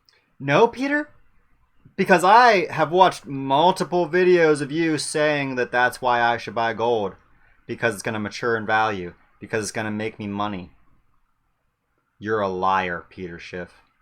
As a store of value? No. What are you not doing that at all. I mean, first of all, because we know. Not at all, he says. Not at all. You're a liar. Know that over time there's always going to be demand for gold for all of its various uses. How do we know this? Well, it's for thousands of years. Why would it stop? I mean, if people could invent something better than gold, they might have already done it, right? So they haven't. Oh, I think I hold that right now, Peter. The thing that's better than it. And guess what? It was invented 10 years ago. They invented it, Peter. Liar! But you could try to pick some other commodity that you think is a store of value, but they don't have the properties that gold has that make it likely to store that value. Really? Fixed supply, Peter. Limited supply. Scarcity. The ability to use as a store of value and medium of exchange. All of these things are inherent to digital assets and gold, and that's where gold derives its value from. It's not jewelry. Stop conflating your arguments like you keep liking to go back to jewelry as if that's where gold gets all of its magical value from. Right? Exactly, Middleway, right? Like, it's so frustrating listening to him. Because we know he's intelligent. We know he's not as dense as he's trying to paint himself out to be. He knows what he's talking about, and he knows he's lying. He knows he's lying on national television to millions of viewers. You're a liar, Peter Schiff, and I'm calling you out. But Bitcoin doesn't have any of them. People aren't just holding gold to speculate, because I don't have to find another gold speculator to buy my gold, because a jeweler can buy it, or a dentist can buy it, or a computer chip manufacturing company can buy it. But isn't the jeweler just a gold speculator as well? Because what they're doing is they're saying, I'm going to... And here's the thing. He tried to make it sound like he can go and take his gold and sell it to the dentist or the jewelry maker or whoever, but he can't. Not unless he's licensed to sell gold to them. Not unless he's a licensed distributor of such. And you know what's beautiful about digital assets? You can't tell me who I can sell my Bitcoin to or my XRP to. Because this network is supranational. It is larger than any one government. And therefore no one government can stop it. And that's why they're trying to do this global regulatory compliance system where they all agree on what this system, how to regulate this system so that they can attempt to control it as a global society, because they know that's the only way that they can. Because they can't right now as individual nations. Even the most powerful nation on the planet that controls basically the monetary supply value of the whole world can't touch it. They can't regulate it. They can't stop it. They can't do anything. We just listened the other day to a hearing in Congress where they said, well, we know we can't stop this system. We can't stop Bitcoin. So how do we adapt? The argument's no longer about stopping it. It's about adapting. And Peter's trying to pretend that you can still stop this thing. It's unstoppable. It's going to take over. I'm going to buy the gold for $1,000. and I'm going to manipulate it. I'm going to do something to it, and I'm going to put it into another form factor. And I'm speculating that in that new form factor, I'm going to be able to sell it for more money than I bought it. No, it's not a speculation. You know the demand in your industry. You know that, you know. But just because you know the demand doesn't mean that it's not speculation. No, it's. Thank you, Anthony. Thank you that he pointed that out too. But that's not even the critical point, right? It is the point. He's trying to say that they know what the demand is for their jewelry. No, you don't. Because demand changes on the daily. That's why price fluctuates. Because the demand and the belief in any system changes on each and every given day. The amount of demand for jewelry is not going to be the same each day. It's just not. It's just not how a market works, especially a free market. The only way you know demand is if you have a controlled market where everything's being manipulated by individuals who are forcing something to be that way. And the thing is, beauty is what he just tried to point out as the reason why he knows that gold's going to have this demand. Well, Anthony could have been dishonest. Anthony could have said the same exact thing about Bitcoin when Peter's like, well, what about after the last big wave and Bitcoin hits its maximum peak and almost all the world has adopted it, and then it starts to lose value. Well, I don't know, Peter. What happens with gold when it does the same thing? Oh, yeah.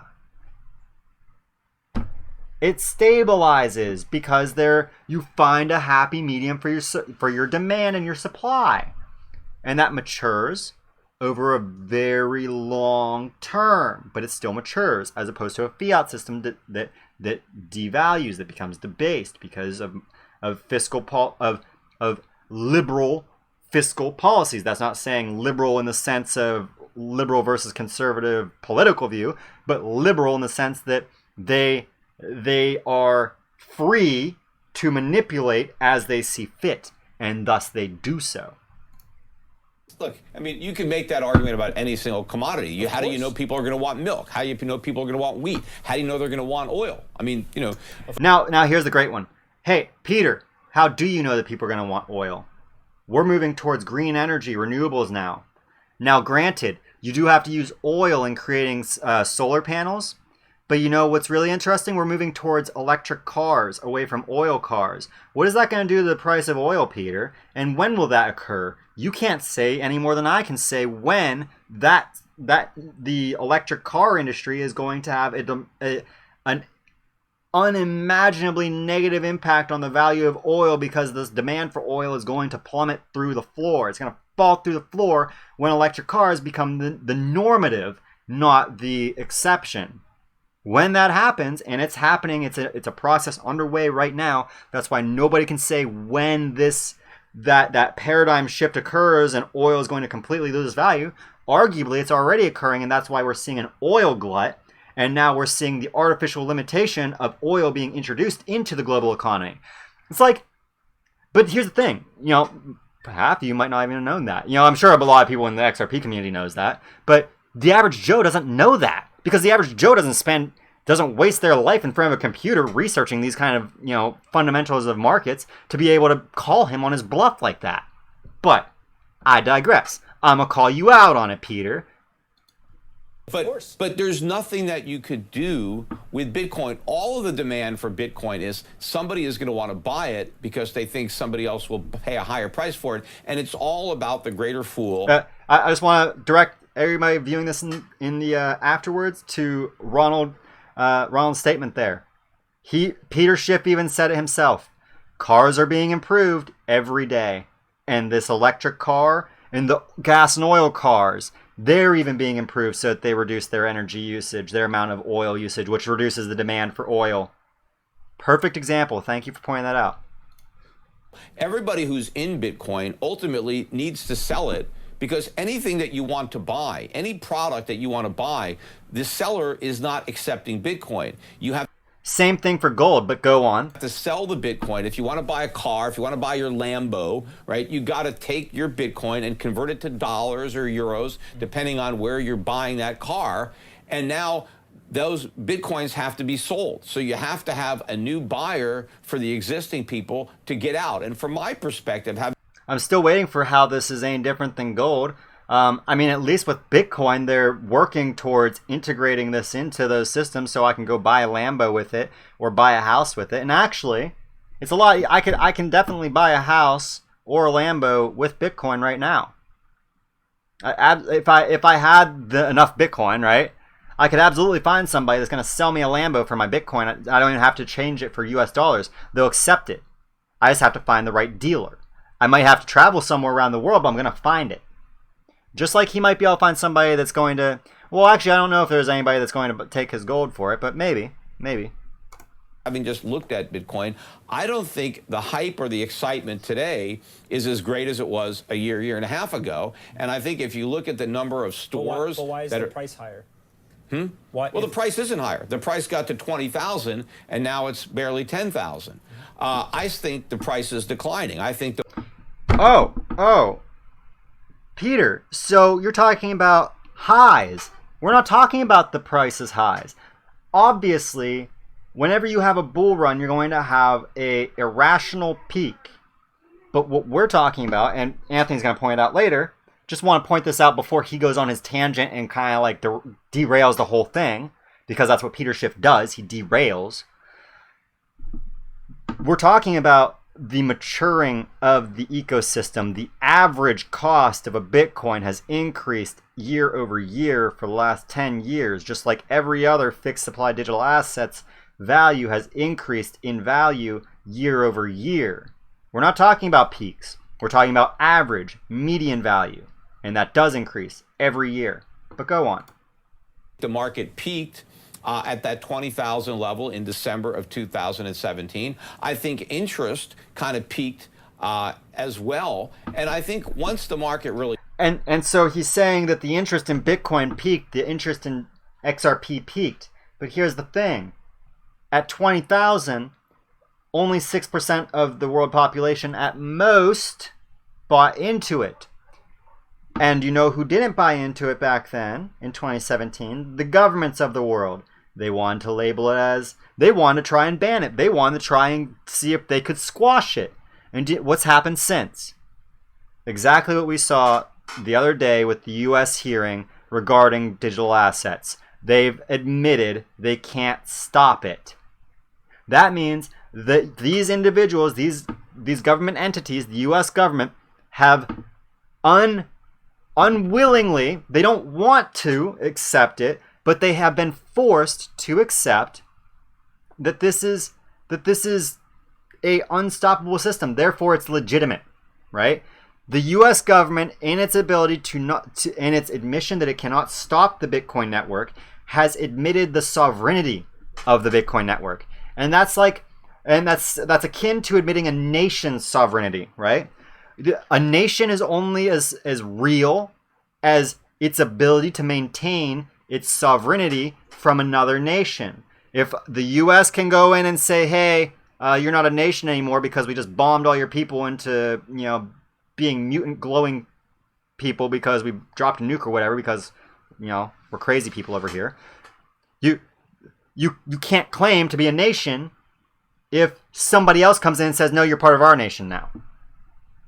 You don't have sovereignty. You're not a nation unless you're your own entity, unless you can protect your sovereignty. And Bitcoin protects its sovereignty from anyone, any other financial monetary system. They can't stop it. Therefore, it's sovereign. Therefore, it's legitimate. Really dropped. People now had a more balanced view, because before that it had only gone up as far as anybody knew. It was like a straight ride up, and everybody was... I do want to stop before he goes into that, because I want to touch on a point that Jake Clarox pointed out. An EMP could stop Bitcoin, but you know what an EMP would also stop? Your life. The lives of 90% of the human population. You can't EMP. You can't. Here's the beauty. You can't stop this network without ending human civilization. It's the only way you stop this network, this new emergent phenomenon. And they know that. That's why they say they can't stop it. Because the only way that they stop the network is by ending civilized human existence. And that's not good for them, because they're at the top of the pyramid. So they have the most to lose if they were to take that route, Jake. So it just doesn't work. It's just not an option. It's like the mad option, right? Nobody's going to nuke anybody, because if anybody nukes anybody, everybody nukes everybody. Mutually assured destruction. It's madness. Nobody's going to do it because they know that if they do it, everybody loses. Nobody wins that game. It's the same thing with the XRP or with the EMP of this network. It's like the US could go and cut the deep sea cables that connect our internet to the rest of the world's internet. They can absolutely do that, and they could probably then use that to limit the ability of they could end the Bitcoin network here, but they can't end it in the rest of the world, because the rest of the world will all have to isolate. The world will all have to cut off the internet. And the thing is, again, you can't do that. It's the same as the EMP. You crash the global economy and you end human existence. 90% of people will starve to death within a week. You can't do it. Yeah, exactly. It's not just the water stop. When you stop electricity, you stop the flow of commerce, you stop the flow of goods.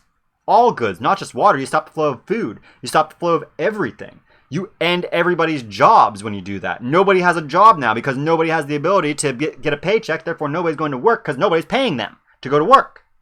There's no way to stop it, right? Yeah, it's total destruction. We just can't do it. So there's no way out of this. They're stuck. They have to accept this, and they've admitted that. That's actually like the greatest part of that hearing that we got, is that we got government officials admitting you can't stop this network, right? That's my favorite part of it. But let's see what Peter Schiff's got to say here. We'll finish out the debate. I didn't get through this part, beyond this part of it when I watched through, so this is all going to be new stuff to me. So we'll see what I can come up with to react to the rest of this. Was making money. But now people have lost money in Bitcoin. I would say more people who own Bitcoin are losing money than making money. Okay, so you think that Bitcoin has gone to the high after the break? Okay, to his point, more people have lost money in the stock market than have made money. That doesn't mean that the stock market's debunked. Doesn't mean that the stock market's not useful. It doesn't mean that people don't make money off the stock market. It doesn't mean that people aren't going to continue to get rich off the stock market. It just means that most will not make money off the stock market. Because most people are not intelligent enough to make money off the stock market. Just like most people are not intelligent enough to make money in the digital asset space, because they're going to be hedonists. They're going to sell short, and they're going to screw themselves because they don't have the patience. And patience is key in all markets, the stock market and digital assets. If you don't have patience, you're never going to get rich. You're never going to make money. There are two things that contribute to your ability to become successful in life. Conscientiousness, it's Jordan Peterson's favorite thing to point out. Conscientiousness is one of the greatest predictors of success, more so than intelligence even, but also patience, or the ability to prioritize future gains over short-term gains. Long-term over short-term. Those who prioritize their long-term benefits over their short-term benefits have the highest correlation of success.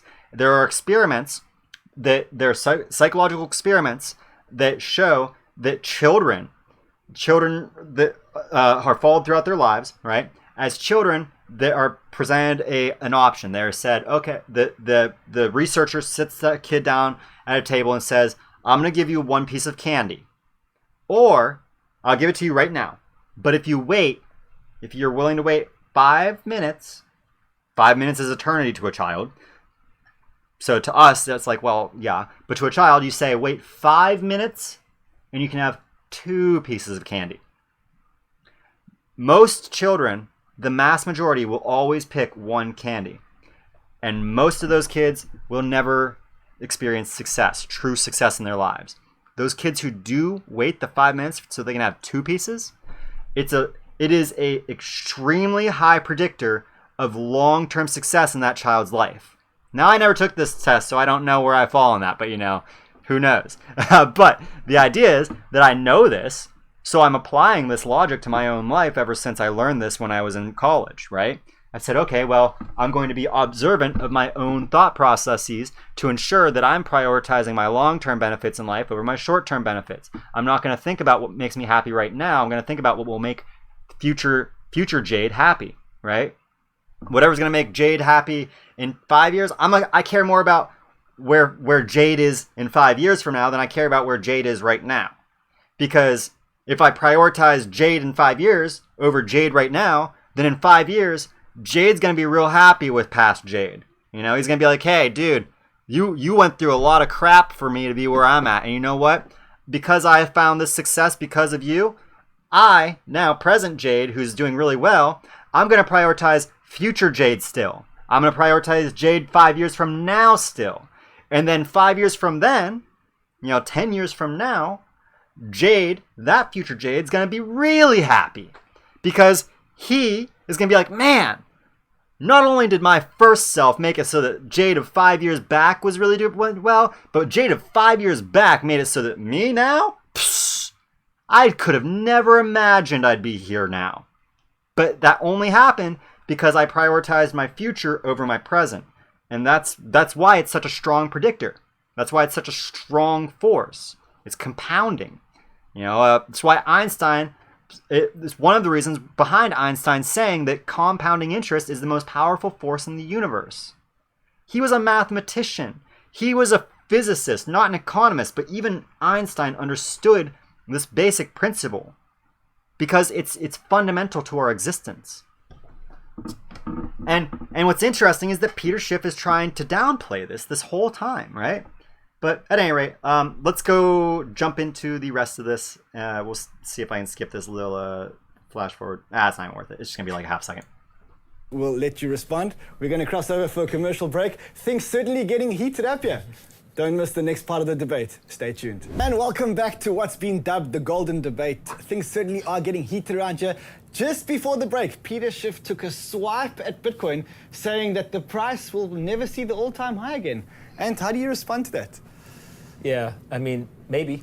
The best part, I think, is Bitcoin is the best performing asset over the last decade. And part of being a great performing asset is price, right, which I think is easy for people to track. But the other aspects of Bitcoin that are very valuable to people who think of it from a portfolio construction standpoint, very similar to, I think, how Peter thinks about gold, is there's a non-correlation. Right, so in different periods of time, there's even been inverse correlations to other assets, but over a long period of time now, we've had very low or no correlation to S&P, gold, etc. And so when you get that, what ends up happening is by introducing a non-correlated asset that has this asymmetric upside to it, it has a lot of the same properties that gold has, right? Why would you put gold into a portfolio, right? Ray Dalio just recently came out and said, look, again, going back to the central bank issue, recessive periods are coming, they're going to cut rates, they're going to print money. Great time to own gold, right? Because it has a non-correlation, it's got the store of value property, etc. Well, Bitcoin is exactly like gold in the sense that it is non-correlated, it's got a store of value property, but the difference is that Bitcoin's upside is 50, 100 plus X on the upside, whereas when you look at gold may have, I think Peter said $5,000, right? So today from a $1,500, $1,400 price point to $5,000 would still be a big move, but we're talking about 3-4x, right? So 3-4x versus, call it 10x, 50x, 100x, whatever that number is.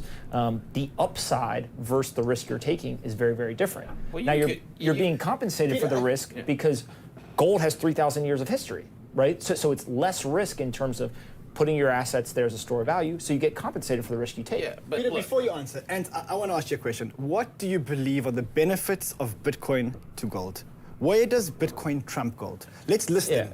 Yeah, so a lot of it comes around three separate things, right? And I'm talking about Bitcoin, little b, the asset, right? Not even going to the transaction network.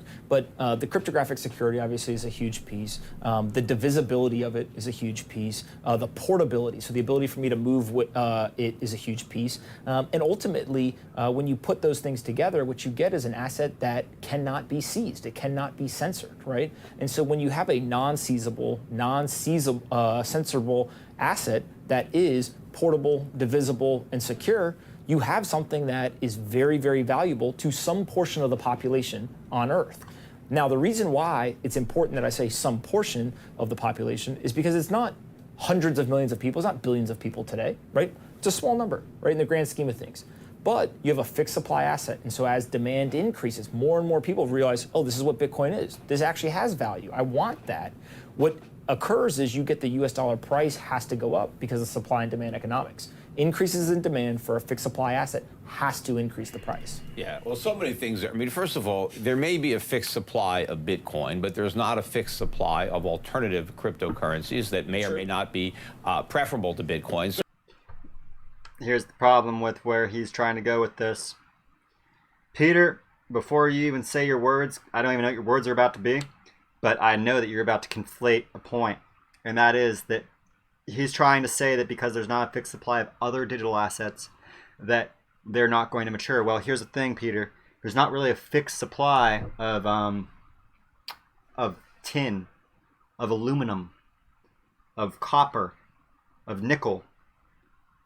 They're not fixed supplies. They're not. The supply is not so scarce of these other precious metals that they can be used as stores of value. So, but that does not detract from the value of gold. But let's hear what he has to say. I feel like this is what he's trying to argue, is that because Bitcoin there are many different types of digital assets, that's why Bitcoin can't hold value. But there are many types of metals, and many of them do not hold value at all comparative to gold. So let's see, is this what he's trying to argue? Am I about to debunk Peter Schiff before he even speaks? Well, we'll find out. So there's no limit to the number that can be created. For the purposes of this debate, and because we're limited in time, let's keep the discussion around Bitcoin. Right, but you and can't gold. ignore the fact that the properties that Bitcoin has are not unique to any other cryptocurrency that could be created. You say the same about gold No, and silver you can't and say copper that because and silver, platinum no, and titanium and because silver has different properties than gold, and so every does other copper. cryptocurrency. Not really. We want to pretend that they do, but since practically speaking, they don't really have different uses because they have no uses other than as a medium of exchange. There is an. So he's trying to say that there is not unique properties within this network, right? I will create a channel, the homeless crypto. You're gonna have to beat me to that e-spirit millionaire, because that's my gig, all right, bro. As I sit here spinning my fidget spinner, that's my gig, all right. Don't be jumping on my game. I'm gonna be that homeless dude here on YouTube, making XRP videos in a month, right? Intentionally so too, but. Yeah, so he's trying to say, back to the point though, he's trying to say that that there's not unique qualities to these things. Well, there is. Ethereum is nothing like Bitcoin. Neither is XRP. They have different validation methods, they have different exchange, they have different costs for their network, they have different values associated with them. They have different beliefs, they have different everything, right? There's a large difference between IOTA and EOS and XRP and any other, right? Hell yeah, eSpirit. I'm actually being dead serious. I intend to do a vlog series. That's actually what I'm going to be doing, is making, like, I'm going to be moving my channel towards being vlogging, living a lifestyle essentially, to show people that how dead serious I am about this asset, and show people that it's not even about being crazy as much as it's literally like, I wholeheartedly believe that this is the future. And my intention is to be like, listen, if I can live out of my car and put money into this thing, you can put $20 a month out of your paychecks into this thing and protect yourself. You don't have to go as hard as I'm going to be going on camera, but you can still put a little bit away to protect yourself in the future. And it's more so I'm going to do it more so just to help people be more confident in, well, at least I'm not putting myself out that far as this crazy guy on the internet to make sure that I go somewhere, just in case this goes somewhere, you know. And that's because I understand that human psychology, how human psychology operates in that regard. So I understand that it's a lot easier for somebody to put their money somewhere, a little bit of money somewhere, when they see somebody putting literally everything, putting their life on the line for it. And I'm going to do that for this space, to create hype around it, because I know that will, because I know that that's a selling point. You know, I just know that that's how people are interested in that alone. So that's why I'm going to do it. And I also want to do it because I also want to show people, because there's this big issue in America that people think that they have to have a lot of money to go somewhere and live somewhere and start somewhere new. And I want to show people how to do that too, how to go anywhere in the world you want with a very limited amount of money, and start over new. If you feel that you're at a dead end wherever you live in life, wherever you live in the world, in the country, whatever. that you can have very limited funds and go start somewhere new. Because and what inspired me to do this is because I already did this in 2018, and I was inspired to do it partly because of Jordan Peterson, but also because I listened to Elon Musk talk about how he came to America and he only had $100 when he got to America, and that he started off with $100 and built himself. He ended up becoming one of the co-founders of PayPal after he came here and started with nothing. And so I want to show people that anybody can do it. It's not, you don't have to be a hyper genius to go do what Elon did. I did it, and as I didn't have to be intelligent to do it. I just had to work hard. I just had to put the effort forth in my life to be able to go do that start. So I'm going to show people how to do that on top of promote this digital asset space out to people, so that people will be like, look, this is how I'm going where I want to be and living where I want to live, and also how I'm building towards my future while I'm doing this. And I want to show people how that works, right? And hopefully inspire people. I'm going to try and inspire people versus I'm not even gonna be living in my van, dude. I'm actually I'm gonna live in my car. So I'm gonna be really roughing it as far as most people will be concerned. And that's also to sell it, to be like, listen, you don't even need a van. If you have a vehicle, you can do this. And really, you don't even need a car. If you go somewhere where there's really good weather, like Florida or Southern California, then you can live without a vehicle even. And you can still make a living. And I'm going to show people how to go and do this and be a productive homeless person, right? That's the intention. But that's off topic. Let's jump back into this. An infinite supply of these cryptos, but to say that does crypto have a use case as a medium of exchange? But that doesn't count as the use case, right? Okay. And the thing is, it's not a good medium of exchange because it's very volatile and it's expensive to transact in. At least Bitcoin is, right? But when you go back to a portfolio and say, hey, I'm going to put Bitcoin in a portfolio because it's got all this upside, well, you might as well put lottery tickets into your portfolio. I mean, you can hit the winning lottery ticket and it could go up, 1,000 times. I could buy a $2 lottery ticket and win $100 million. But what's the odds? What's the probability of that actually happening? It's a long shot. The idea that Bitcoin is going to go up 100x is a long shot. I mean, it's probably not going to happen. I mean, and when I say I don't think it's going to break a new high, it doesn't mean that it can't.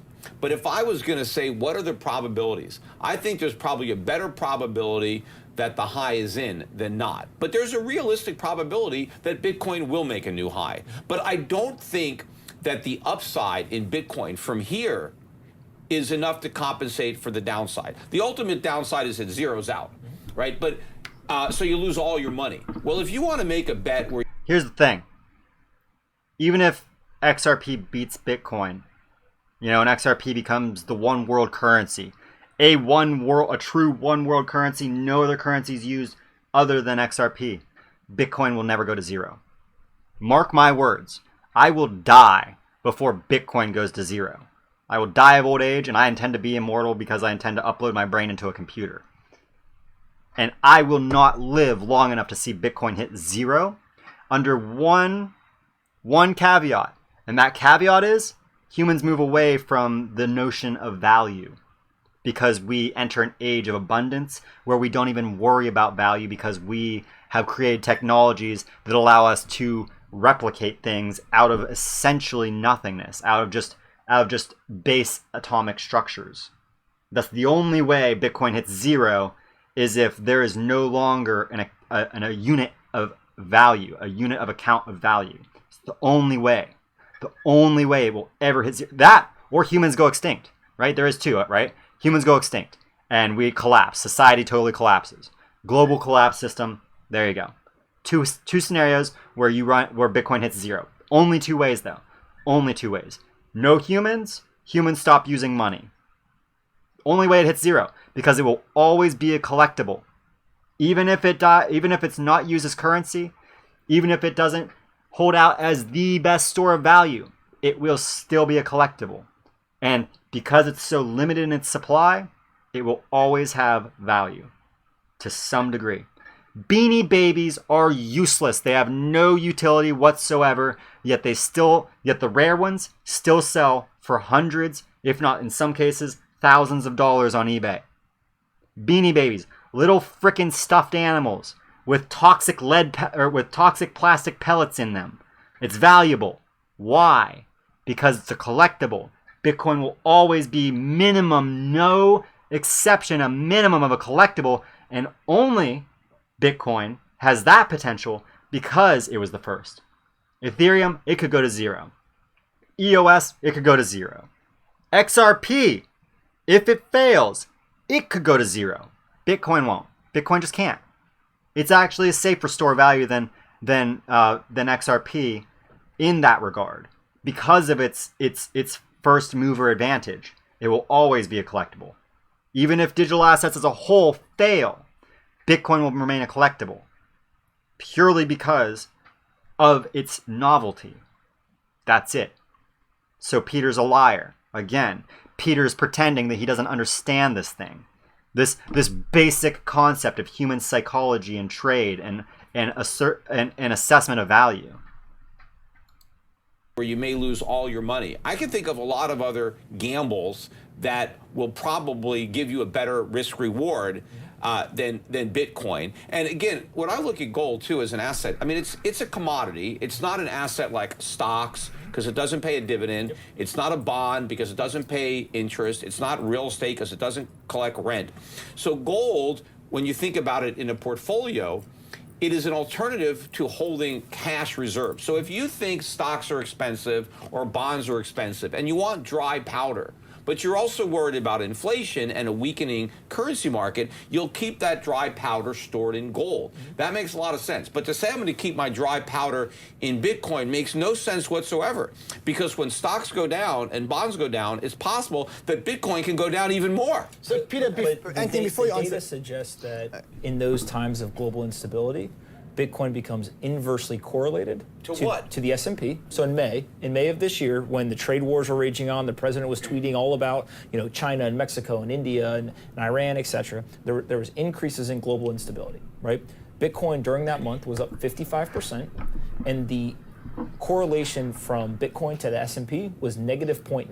So it was inversely correlated. But that could be stocks. just as well coincidence, because there are plenty of periods of time where the S&P has gone down and Bitcoin's gone down at the same time. But also, Bitcoin was inversely correlated to gold. It had a negative 0.8 correlation to gold. So if gold goes down, Bitcoin goes up, right? Sometimes gold goes up and Bitcoin goes up. You have no idea. And with respect, we are talking about a very small period of time here. You're talking about that your sample size in terms of time is a very small period of time. And to fall back on that kind of argument, just because stocks go down doesn't mean Bitcoin has to go down, right? There's plenty of examples where that's not true. But my point is that Bitcoin, very similar to gold, but Bitcoin specifically is a non-correlated asset, right? So sometimes it goes up with it, sometimes it goes down, sometimes there's no correlation whatsoever, but it is a non-correlated asset over a long period of time. It is also not only a non-correlated asset, it is the best performing asset for the last decade, right? When you think of a decade, right, that's not a year, not a month, a week, right? We're talking about a decade. No, it's actually not. Asset. I'm sure there could be a winning lottery ticket that performed better than Bitcoin. I just want to punch him. I really just want to punch him right now. Peter, what the actual F, dude? What the actual F is wrong with you, right? A lottery ticket. Here's the best part about a lottery ticket. It's a piece of paper that is a single time cash in.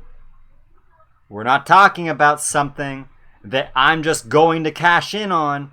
We're talking about something that I can store my value in. I can't invest in that winning lottery ticket and hold it forever. These aren't even the same. These are apples and oranges, you son of a right? Like what the?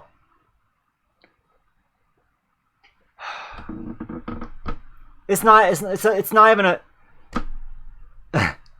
Yeah, Manadots says it best. Peter, you accept Bitcoin on your website, and though you have claimed that though you accept Bitcoin on your website that you sell it immediately for gold or whatever, you're still accepting Bitcoin. You are facilitating the trade of Bitcoin, the movement of Bitcoin. Even you, the person who's saying that it doesn't that nobody's going to accept it, you accept it. Why do you accept it if nobody else is going to accept it? Oh yeah, because just like you pointed out about your cigarettes, you know there's a marketplace for it where you can take that Bitcoin and sell it. Therefore, it has a real-world utility and a real-world value, and you know you can extract that value from it, whatever that value is today. Yeah, right? Like, it's obscene. I don't even understand how, like, I'd be so embarrassed to try and make the points that he is right now on national TV, because I know that there'd be people like me just mocking and laughing at him with literal, like, just valid points. Like I've just provided for you for the last, how long have it been? 2 hours now almost, right? Yeah, 2 hours. 2 hours I've extracted out of the last 38 minutes. So almost an hour I've ranted on Peter Schiff so far. Over an hour I've ranted on Peter Schiff's idiocy. The idiocracy, the idiosyncrat... no, I'm trying to use big words for no point. For the stupid points that he's made, right? And it's like... I know, dude. Man, I don't know how... Like... It's obvious how Anthony's handling it. He's just laughing at him. And you're right, Marcus S. This is scripted because it's mainstream media. We all know that CNBC and MSNBC and Fox News, we all know, by and large in the XRP community, that this is theater, right? We all know that this is talking points just to create coverage and controversy around this ecosystem to get the public talking about it. That's the only reason this actually occurred, is not to actually conduct any real world conversations about what's really going on in this ecosystem. It's merely to get people to start talking about it and to start parroting Anthony Pompliano's talking points and Peter Schiff's talking points back and forth at each other to get people informed that this is a conversation that needs to be had on a global, national, whatever stage. That's the only reason it's happening. It is exactly that, Jake. It's a puppet show. We all understand this. And it only frustrates me because as a society, we even encourage this. We even enable such falsehoods to be discussed. But that's because most people are simple. You know, most people are just really simple, and they are comfortable with things the way they are, and the only way you change them is by telling them they have no other option but to change. And the only way you get people to accept that change is by convincing them that there is no other option. The only way you convince people to change without them rioting is saying, listen, there's no other option. We've looked. And if we don't change to this right here, right now, everything's going to collapse. And we know that you don't want collapse because that's some scary change. That's a scarier change than just adapting to this slight little change. The slight change to move to a digital asset versus a fiat asset. And that's what they're preparing everybody for.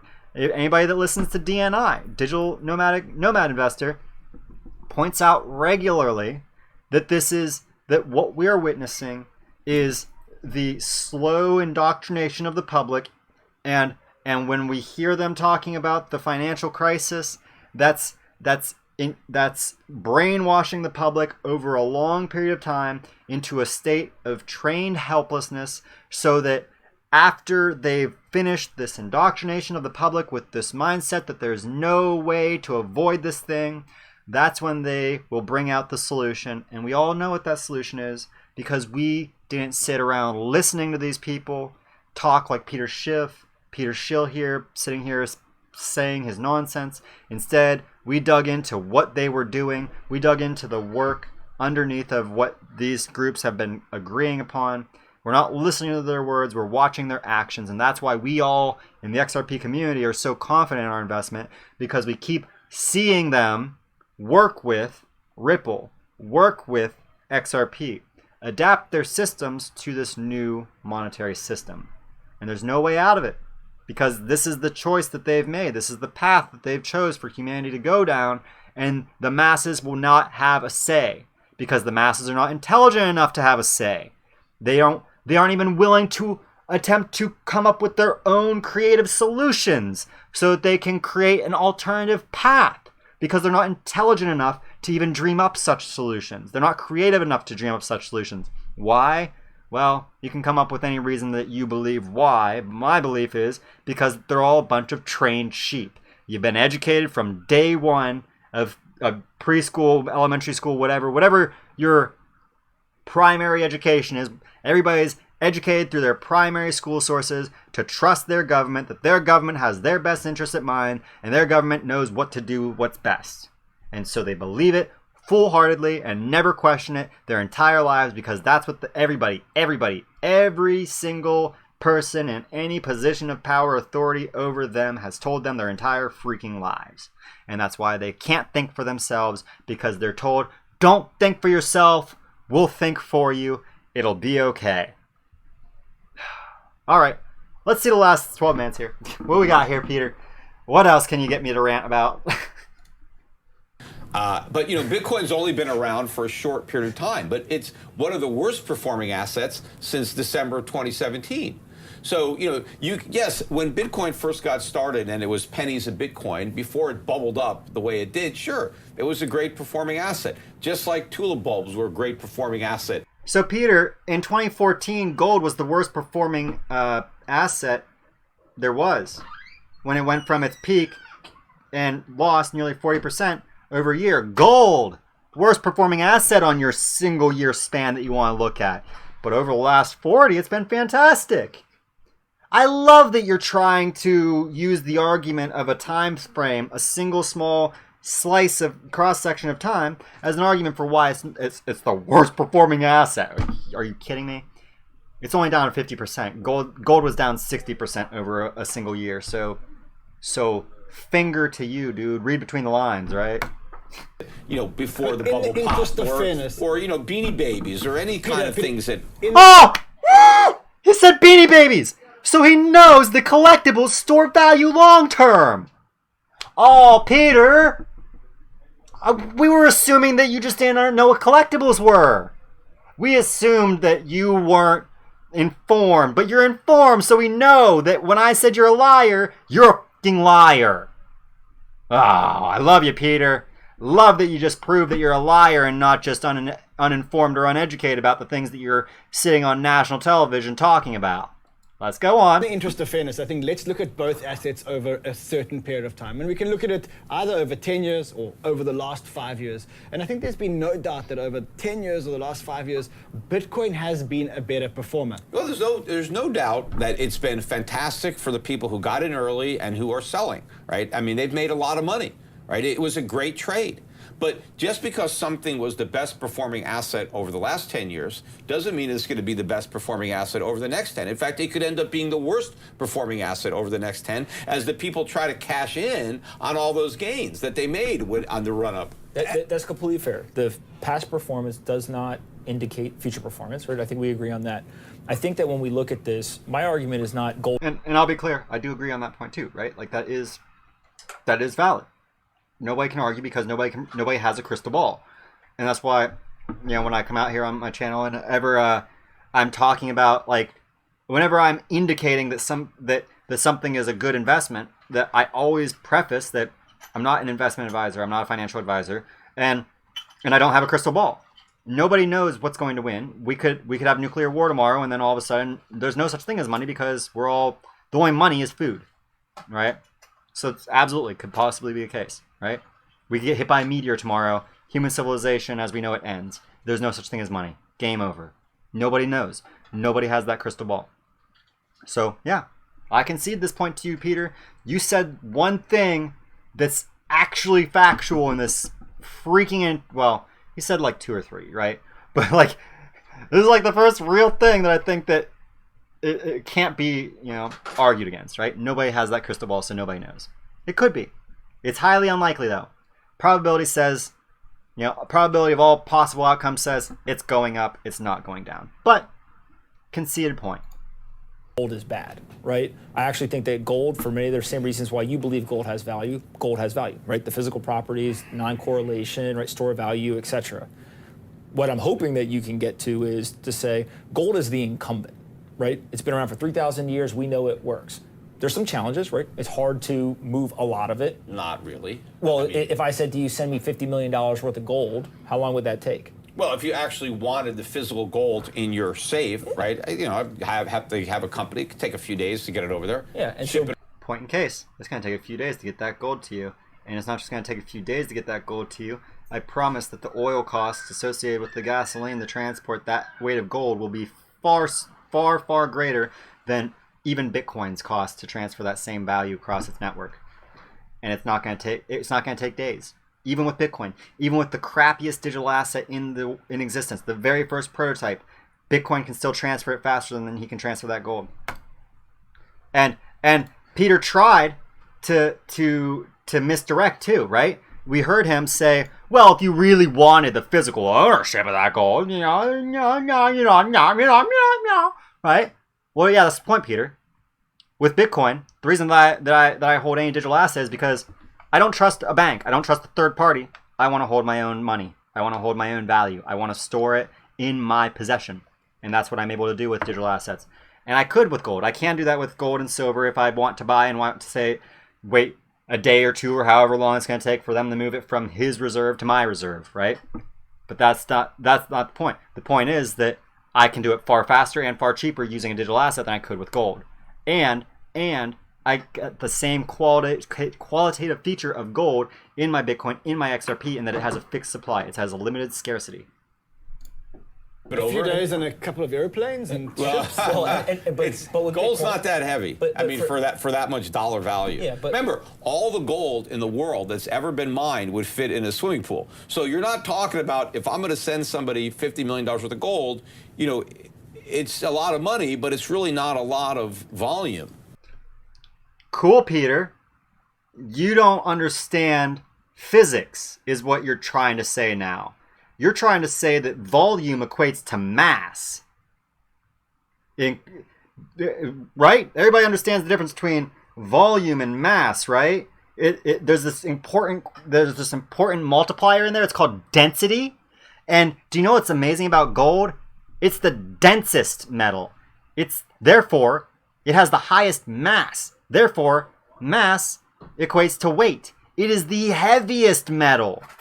And therefore, because it's the heaviest, it takes the most energy to move. It's like I can put my 110-pound soaking wet butt on a 50 horsepower vehicle, a mini bike, say, and I can carry myself across the town. But I cannot put this same size amount of gold on that same 50 horsepower vehicle and expect that bike to move, or at least to move as quickly, without using far more energy to move it. Peter, volume is not mass, is not the energy cost to move something. What the holy crap are you trying to insinuate here? How dumb do you think that the actual investors are, right? Like, you are definitely misleading a lot of the public right now, because a lot of people don't understand, density by volume equals mass.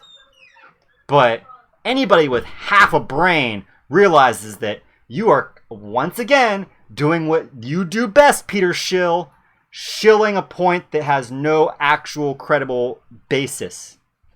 You're conflating your points so that you can appear right when everybody with half a brain realizes that you're full of it. But you have to remember, right?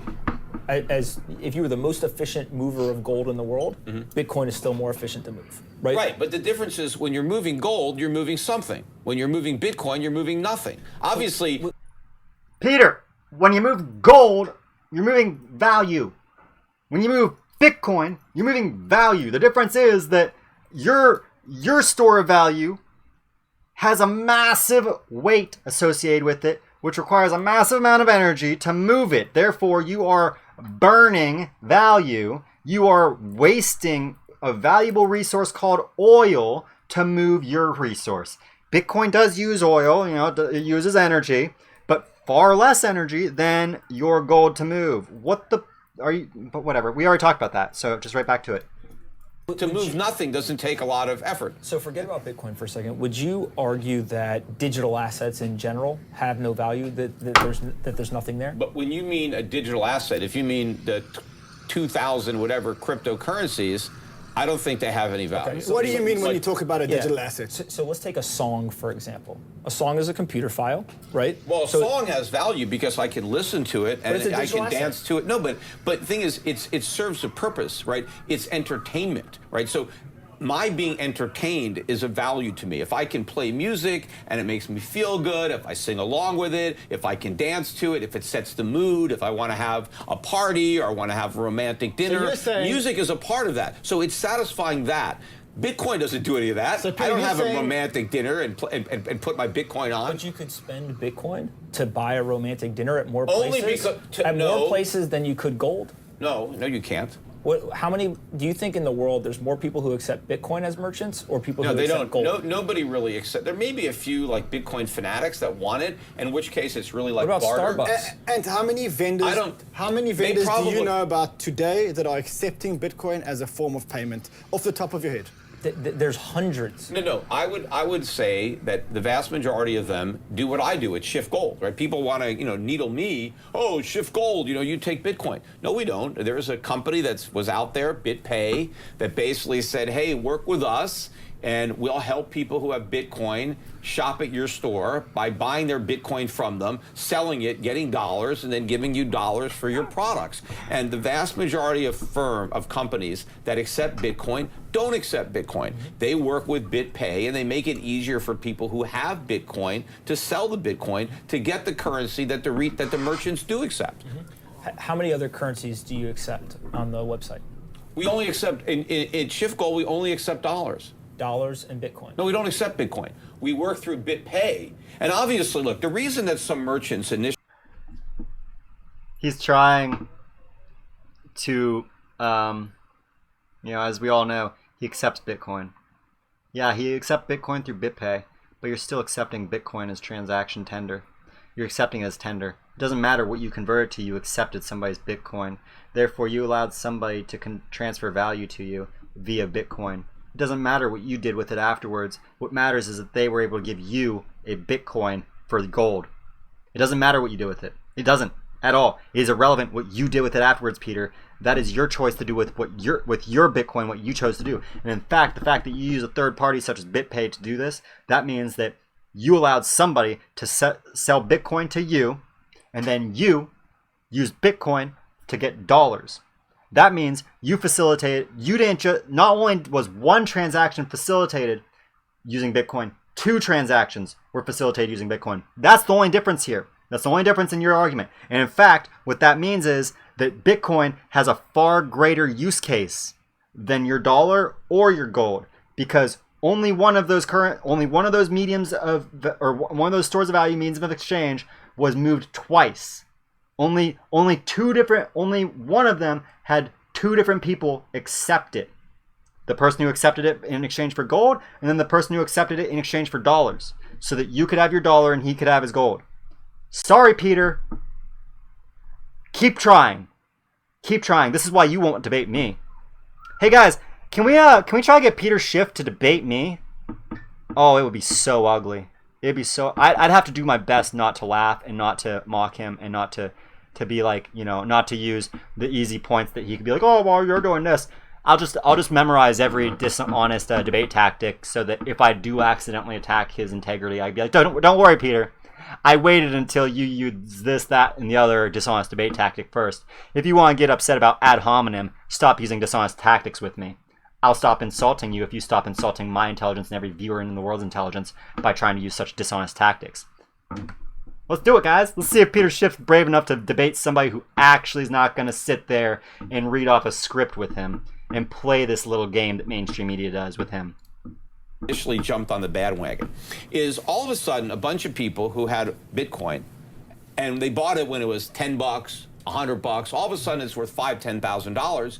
You now have a lot of people who have some money to spend. And so I can't blame merchants for saying, hey, you just got rich on Bitcoin, buy some stuff at my store. We'll make it easy for you. And in fact, the store has got some free publicity. The minute you announce that you're accepting Bitcoin, all of a sudden you got all this free publicity and people actually started shopping there. You know, so it was all part of the marketing effort to pump up the demand and to create the false impression that people are actually using it as a medium of exchange when they're not. Gentlemen, we are running out of time. So what I'm going to do now is I'm going to give each of the two gentlemen here 2 minutes to give us a closing argument. Now, what I want here is, I think, Peter, you've had your say, and you've had your say, and we could continue going around here for hours. What I want to do is I want you guys to formulate a 2-minute closing argument to try and convince the other side to see your point. And I want you to try and convince Peter to see that maybe there's some value in Bitcoin. Peter, I want you to try and convince Ant that there's no value in Bitcoin and that we should all be looking to the 3,000-year-old precious metal. This time, Peter, you can go first. Well, you know, I've had a lot of experience talking with Bitcoiners or Bitcoin bugs, and to me, it's almost like a religion at this point. I mean, the people who believe in it are going to believe in it no matter what I say, right? And it's like I can't... Got to interrupt you, Peter. You know money's religion in general, right? The US dollar is a religion. The euro is a religion. Gold is a religion. You even said yourself, gold is critical. Earlier in the debate, you even said that gold is extremely important in many religions. That's because it's a religion. It's because money is a religion. It's a belief system. There's no difference between gold and Christianity. They're both belief systems which people base their lives around. Go on. Convinced, you know, somebody who's, you know, Catholic that they should be Jewish. You know, they've been brought up on a particular religion and that's what they believe. And Fantastic example, Peter. It's exactly why we know that you will stay on gold train until there's no value left to be had in the digital asset space. And so much so that you'll probably sit here and talk as if you do not understand what's happening on mainstream TV until you're forced to use a digital asset. And when it happens, you'll say, I knew the whole time. Because that's the kind of person you are. Because you are so intellectually dishonest that you won't even look at your own biases. You refuse to acknowledge that you're the Catholic who can't acknowledge Protestants, who can't acknowledge the talking point, the legitimacy of a sect within your own belief system. Okay, we're talking about money, right? We're talking about the fact that you refuse to acknowledge that there is any other money system other than gold. And fiat's not worthy, digital assets aren't worthy of you. Okay, I'm waiting for you to convince me that this isn't going to be worth money. Unfortunately, I think a lot of people in Bitcoin fall into that. And I think what's really clouding their judgment is their own greed. Because if people are right... Greed is the core tenet to money. Greed is the core tenet to all monies too, not just digital assets, but the US dollar and gold. This is why anybody invests in any system. This is why anybody holds any of these things, because they expect that to preserve what? Power. Money is power. And therefore, that's why we are greedy for it, because we all seek power. It is a natural human tendency, especially of males. Why do you think that there are so many more males investing in digital assets than females? Because men seek power more than women. Women don't really want power as much. I mean, they want relationship power, but they don't want world power in the same way typically that men do, because it's just kind of part of our testosterone-driven psychology. We seek power because power attracts women, which gives us mating rights, which means that we get to prolong our genes. That's exactly why men prefer power and women don't, because women already have the power over reproduction, over the procreation and continuation of our species. But once again, continue, Peter. I'm waiting for you to try and debunk. Give me a reason not to believe in even Bitcoin, an asset that I only hold 5% in as a hedge. Right? I just gotta put that point out there again, right? I don't even believe in the long-term success of Bitcoin as a store of value or as a medium of exchange. I only believe in it as a beanie baby. It's a beanie baby. And it's a beanie baby that's going to mature in value because it's a beanie baby. And collectibles mature. About what's going to happen to Bitcoin, all the people who own it are going to be really rich. And that's a dream that people don't want to let go of, right? They want that to happen. And so they build up a wall to prevent, any kind of rational argument from penetrating it, because they don't want that worldview disrupted. They want to believe that they can get rich, just like people wanted to believe they can get rich owning a home during the housing bubble or during the dot-com bubble. It's very powerful when you combine sometimes ignorance with greed and a little bit of knowledge. I mean, I'm not saying that people in crypto are foolish, because they actually believe a lot of things in some cases that are right. But then they got sidetracked by their own greed, and once they get into this thing, they can't seem to let it go. So the irony in his words right now is literally painful. It's painful beyond painful to listen to this man say these things that ironically apply to his own belief structure. But once again, continue on, Peter. Continue to explain why it is more appropriate to stay rooted in the ways of the past as opposed to accepting that the world is changing. It's a hard thing to accept change, Peter. I understand. It's a hard thing. Most people can't do it, especially old men. Old men are the worst at adopting change. And that's a fear I have of myself when I get older. It's part of why I refuse to simply stay just in Bitcoin. Because I realized, just like you did, only far earlier, that typically the first is not the one that wins. It's usually not even the second thing that becomes the ultimate successor. Usually the third, though. The third seems to be the most frequent winner in the grand scheme of things.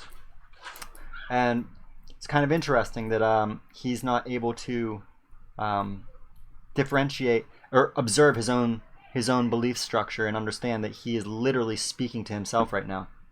Continue, Peter. I'm waiting.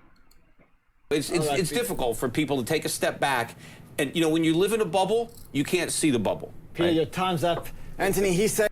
Actually, Peter, the only time you don't see if you're living in a bubble is if you choose to believe that you don't live in a bubble. Again, when I was investing in Bitcoin, I accepted I lived in a bubble. As an investor in XRP, I accept there's a high probability that I'm living in a bubble, and I do my very best to debunk it. I've tried for over a year now to debunk that XRP is going to go up. Actually, before I put any money in XRP, I was hell-bent on debunking XRP so that I could validate my investment into Bitcoin, continued investment into Bitcoin in the long term. But you know what? I'm a rational individual, Peter. I prioritize data over my personal belief structures. That's how you live outside of the bubble. You say, I don't care what I believe, I care what data shows. And data shows me, as it showed many of you, XRP, it's the future. Will something come along to replace XRP as the best viable option for currency? That is possible. And it's a possibility that I openly and admittedly accept. But it's not there yet. There is not this thing yet. There is not an asset that has a better underlying fundamental driver for it becoming that asset, that global underpinning denomination for all value, than XRP right now. Because nobody is being adopted by the global community at large, especially the individuals in the global community who actually determine the actual value of currencies, aka central banks, because they are the ones who actually control the current value of any monetary supply, of all monetary supplies, because they're the ones who print and print currency and increase the interest rate so that they can burn it, right? So when you increase your interest rate, that's the Federal Reserve taking money out of supply and burning it. It's gone. That reduces supply. When they print money, that's them again printing money into the ecosystem, increasing supply. That's how they control the values. And what these digital assets are is a limitation on their ability to manipulate those things. And this is something that this smirking shill refuses to acknowledge. He thinks he's won. He hasn't. In fact, all he's done is prove that he is a shill and not a reputable individual, not a cognitively a intellectually honest individual, but an extremely dishonest individual, and an individual who, if he's not intentionally being dishonest with you and me as viewers, he's being exceptionally dishonest with himself. And I don't know which is more depressing, honestly. But you know, hey, you do you, Peter. Saying that Bitcoin is a bubble, that we're all in it for greed, and that we don't want to let it go because we're seeing the riches ahead of us. And you've got a big task here, and I think the whole crypto community now is looking to you to try and convince Peter in 2 minutes that it's not a bubble, and it's actually much more than that. Peter, I urge you to have an open mind for the next 2 minutes. I know you're here to represent gold, but I need you to have an open mind. Hallelujah, Bitcoin. For Okay, 2 minutes, because 1 million people on crypto Twitter are going to listen to this, and it all comes down to the next 2 minutes. Have an open mind, and 2 minutes, it's over to you. Let's get this man to believe that I'm still waiting for him to give me the $100 worth of Bitcoin he promised. Just found out he never even paid up. In the words of Satoshi, if Peter doesn't get it, I don't have time. But I do think that if Peter or others believe everything you just said, right, with 100% confidence, there is 0% chance that you could be wrong, you could be missing something, 0% chance that Bitcoin could be valuable, that it could be a new technology, a new trend, that it's a 0% chance that the millions of people who are currently buying and holding this are wrong. Don't buy it. Don't put it in your portfolio. Don't use it. But if there is even a 1% chance that you could be wrong, the odds, given that it is an asymmetric asset, mean that you will be kicking yourself forever for having known about this, spend all your time doing this, getting berated on the internet, and miss the opportunity. Yeah. And so if you're 100% confident that you're right and 0% possible that you're wrong, keep doing what you're doing. But if you think there's even 1% chance that you could be wrong, or that even if you are right theoretically, in practice something else is going to happen, then you have to get some exposure to it. See, but that argument would have been correct when I first heard about Bitcoin, when it was, I don't know, $10 or whatever it was. And I'm already kicking myself. I had that opportunity. I could already be a billionaire if I had only bought it back then. But because I made the mistake of not buying it back then, doesn't mean I'm going to compound the mistake by getting greedy and buying it now. The trade is done, right? The key now is for the people who got in early to cash out. Peter, and now they need a fresh round of bag holders. Bitcoin billionaire Peter Schiff has a fantastic ring to it. But I missed my shot. I missed my chance. So Peter, it sounds to me like the reason why you don't want to believe in Bitcoin is because you think you've missed your shot. I did miss my shot. I should have bought it when I first heard about it, and I could have sold it, at a huge profit. But there's a lot of fundamentals that Anthony's been talking about today, which mirror the fundamentals of gold. They don't. The They fact don't that mirror it's them all. scarce, that it's easily transferable. No. It doesn't. No. That part doesn't count. There is nothing that is currently where gold is being used. There isn't a single real world use for gold where you can substitute Bitcoin and use it instead. Right? You can't say, oh, I was going to make this necklace. Note that he just diverted. He just diverted topic. The topic was Bitcoin has many of the same qualitative features. The qualitative features which ascribe value to it. The fact that it has scarcity, that it can be utilized as an exchange, a medium of exchange. And then what does Peter do? He says, no, it doesn't. I can't make jewelry out of it. I can't use it for jewelry. No, Peter. He said scarcity and medium of exchange. You are the one trying to conflate the argument now and go back to jewelry. And you refuse to stay on topic because you know that you can't. You have to use this talking point to keep yourself from having to admit that there is potential in this. Because as A. Pompliano just pointed out, if you even had 1% doubt, you should have at least 1% exposure to this asset. But you can't. That means that now he's been pigeonholed into this position where he has to find zero reason to actually validate Anthony Pompliano's point.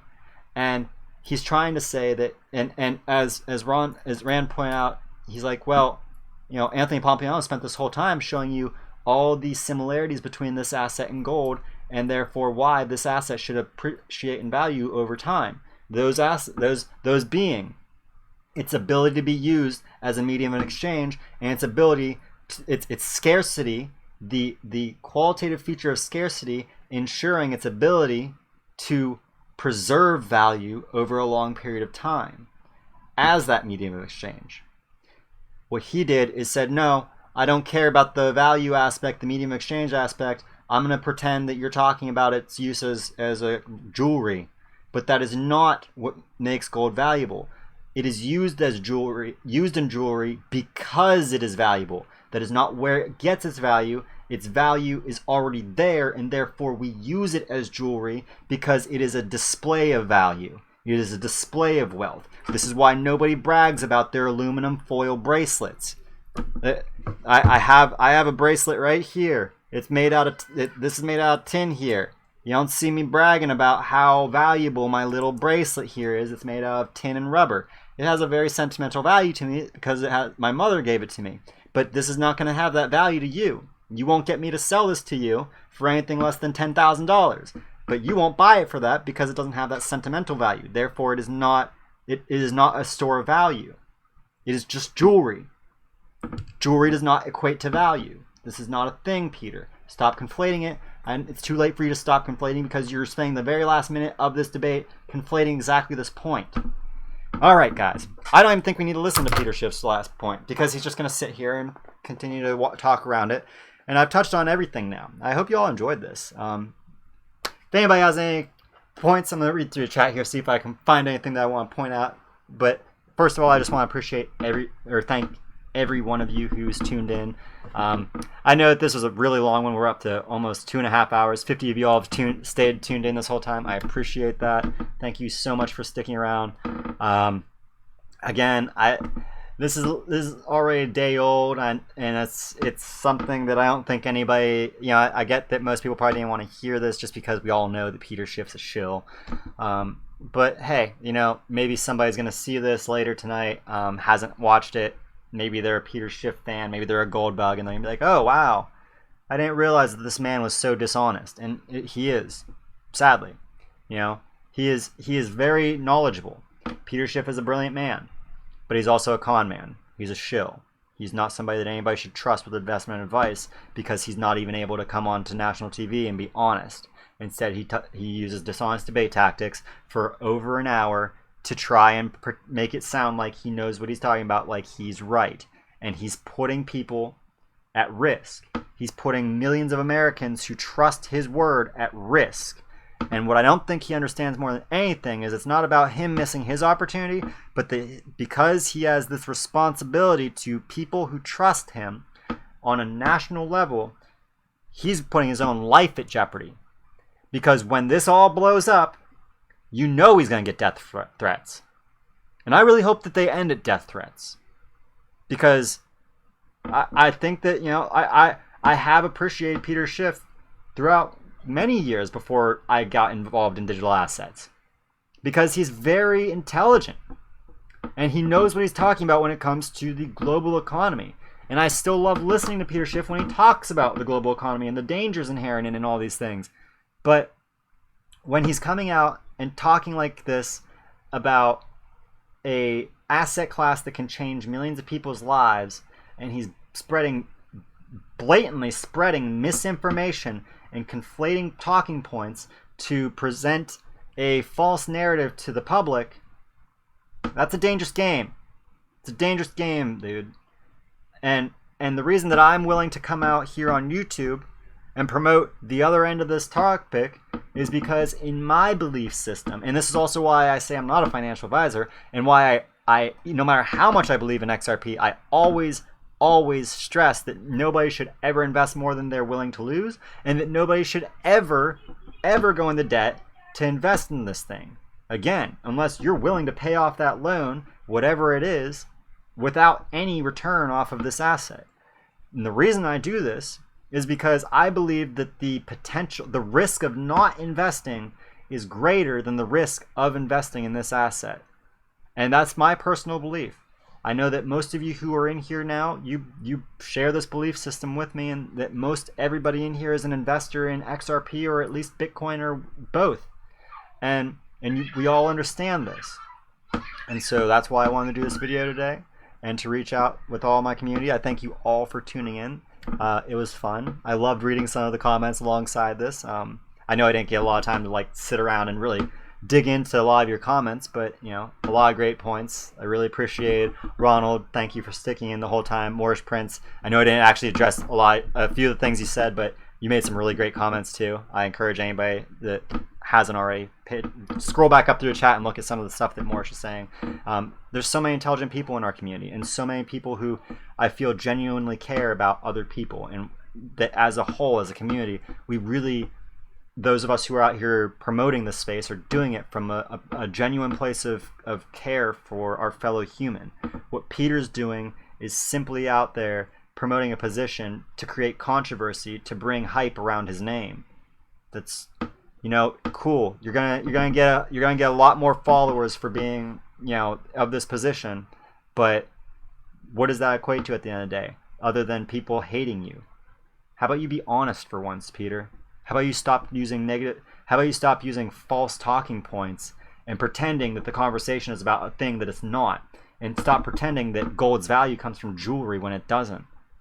As we pointed out, the only reason that gold jewelry is worth as much as it is because it's made of gold, not because it's jewelry. So, with all that said, I appreciate you all once again for tuning in. If you are new to my stream and haven't already, please hit that subscribe, ring that bell so you can stay up to date for all my newest content. This is actually going to be my last video for almost a week.